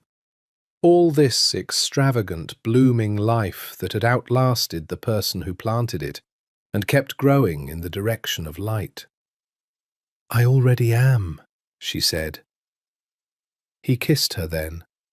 Not the careful, controlled kiss of December, not the managed thing, but the real thing, the full weight of what he was and what she was and what they had been growing toward since a courtyard and a broken heel, and the sound of a man trying to breathe through what stood between him and life. The roses were everywhere around them, every colour she could name and colours she couldn't, climbing the walls and arching over the iron pergola, and making their case for the world, for the persistence of beautiful things, for the audacity of growing. That night she found the piano room without the sound leading her there. She went on her own, in the dark, from memory, because she had memorized the house now, the way you memorize a face you've decided to know. Not deliberately, not strategically, but through the accumulated presence of it. She sat in the high-backed chair.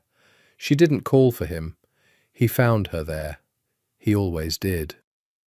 He sat at the Börsendorfer and looked at her once, in the moonlight, the look that was just him looking at her, nothing managed in it, and then he turned to the keys and began to play.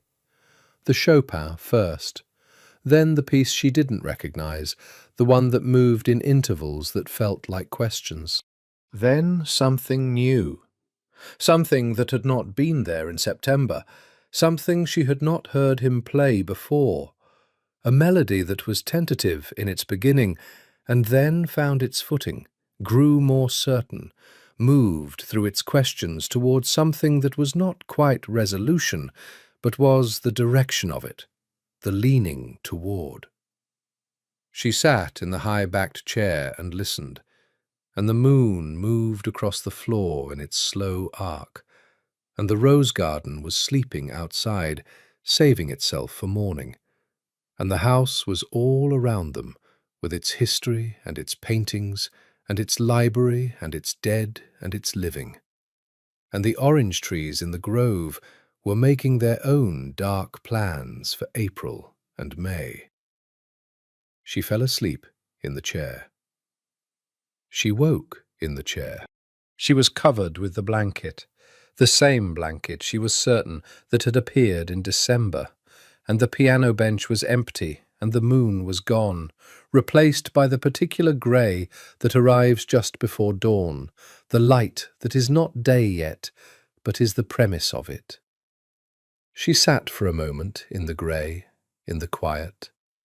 Then she heard him, heard his step in the hall, the familiar economy of it, not going, but coming, coming back. The door opened.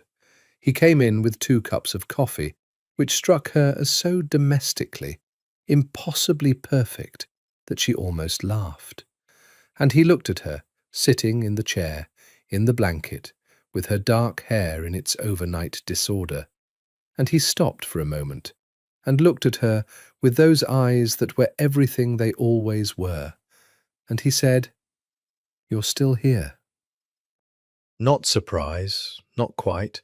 Something better than surprise, something that had learned not to take certain things for granted and was discovering, slowly, the particular grace of being surprised to have them anyway. "I'm still here," she said. She took the coffee. He sat on the piano bench facing her, and they drank their coffee in the grey room, while the dawn assembled itself outside, light arriving by degrees, and beyond the tall windows the rose garden began to materialize out of the dark. First shapes, then colours, then the extraordinary profusion of it, the reds and the pinks and the creams and the whites, all that life insisting on itself in the early May morning. She would go to the clinic today. She would check on Enzo's hip and write her notes and consult with the staff and come home in the evening to the house in the hills and whatever the evening held. He would conduct his life, the operational, complicated, perpetually managed life, and she would be part of it and not part of it, and wholly herself in it, which was the thing she had been afraid was impossible and had turned out to be the only thing that mattered. She would write to her mother this afternoon. She would call on Sunday as usual, and her mother would say, "You look different," and she would say, "I am different," and her mother would say, "Good different or bad different?" and she would say, "I'll let you decide." And her mother, who was not a fool and who had 4 generations of Italian-American women's knowledge of impossible loves in her bones, would say, "Go. Be happy. Call on Sundays." She would. The rose garden was fully visible now, fully itself, the Sicilian May morning receiving it in the particular generous light of the island. A single bird began in the orange grove, the first, then others joining, the daily argument for the world, the ordinary, daily, remarkable fact of it. She looked at him across the piano bench. across the coffee cups, across the months and the distance and the particular long road of what they were to each other. He was looking back at her. "Good morning," she said. "Good morning," he said. Outside, the roses kept their colour in the climbing light. The orange trees released their blossom scent into the warm beginning of the day. Somewhere over the hills, the sea was doing what the sea does. Indifferent and constant and gorgeous and real, always real. The thing that was there before any of them and would be there after. Sofia Caruso, who had come to Sicily for 6 weeks and had stayed for something she had not known how to name at the beginning and knew now in her bones, lifted her face toward the light coming through the tall windows, felt the warmth of it, and thought, "Here, here, here." In the rose garden that afternoon, tending the south wall where the darkest roses grew, the deep red, almost black at the centre, Concetta said to no one in particular, to the roses, to the spirit of the woman who had planted them, to the warm May air. She stayed. The roses, in their extravagance, in their riotous colour, and their historical persistence, in their faithful testimony to everything that had been planted here, and loved here, and lost here, and found here again, did not answer. They didn't need to. They had been saying it all along.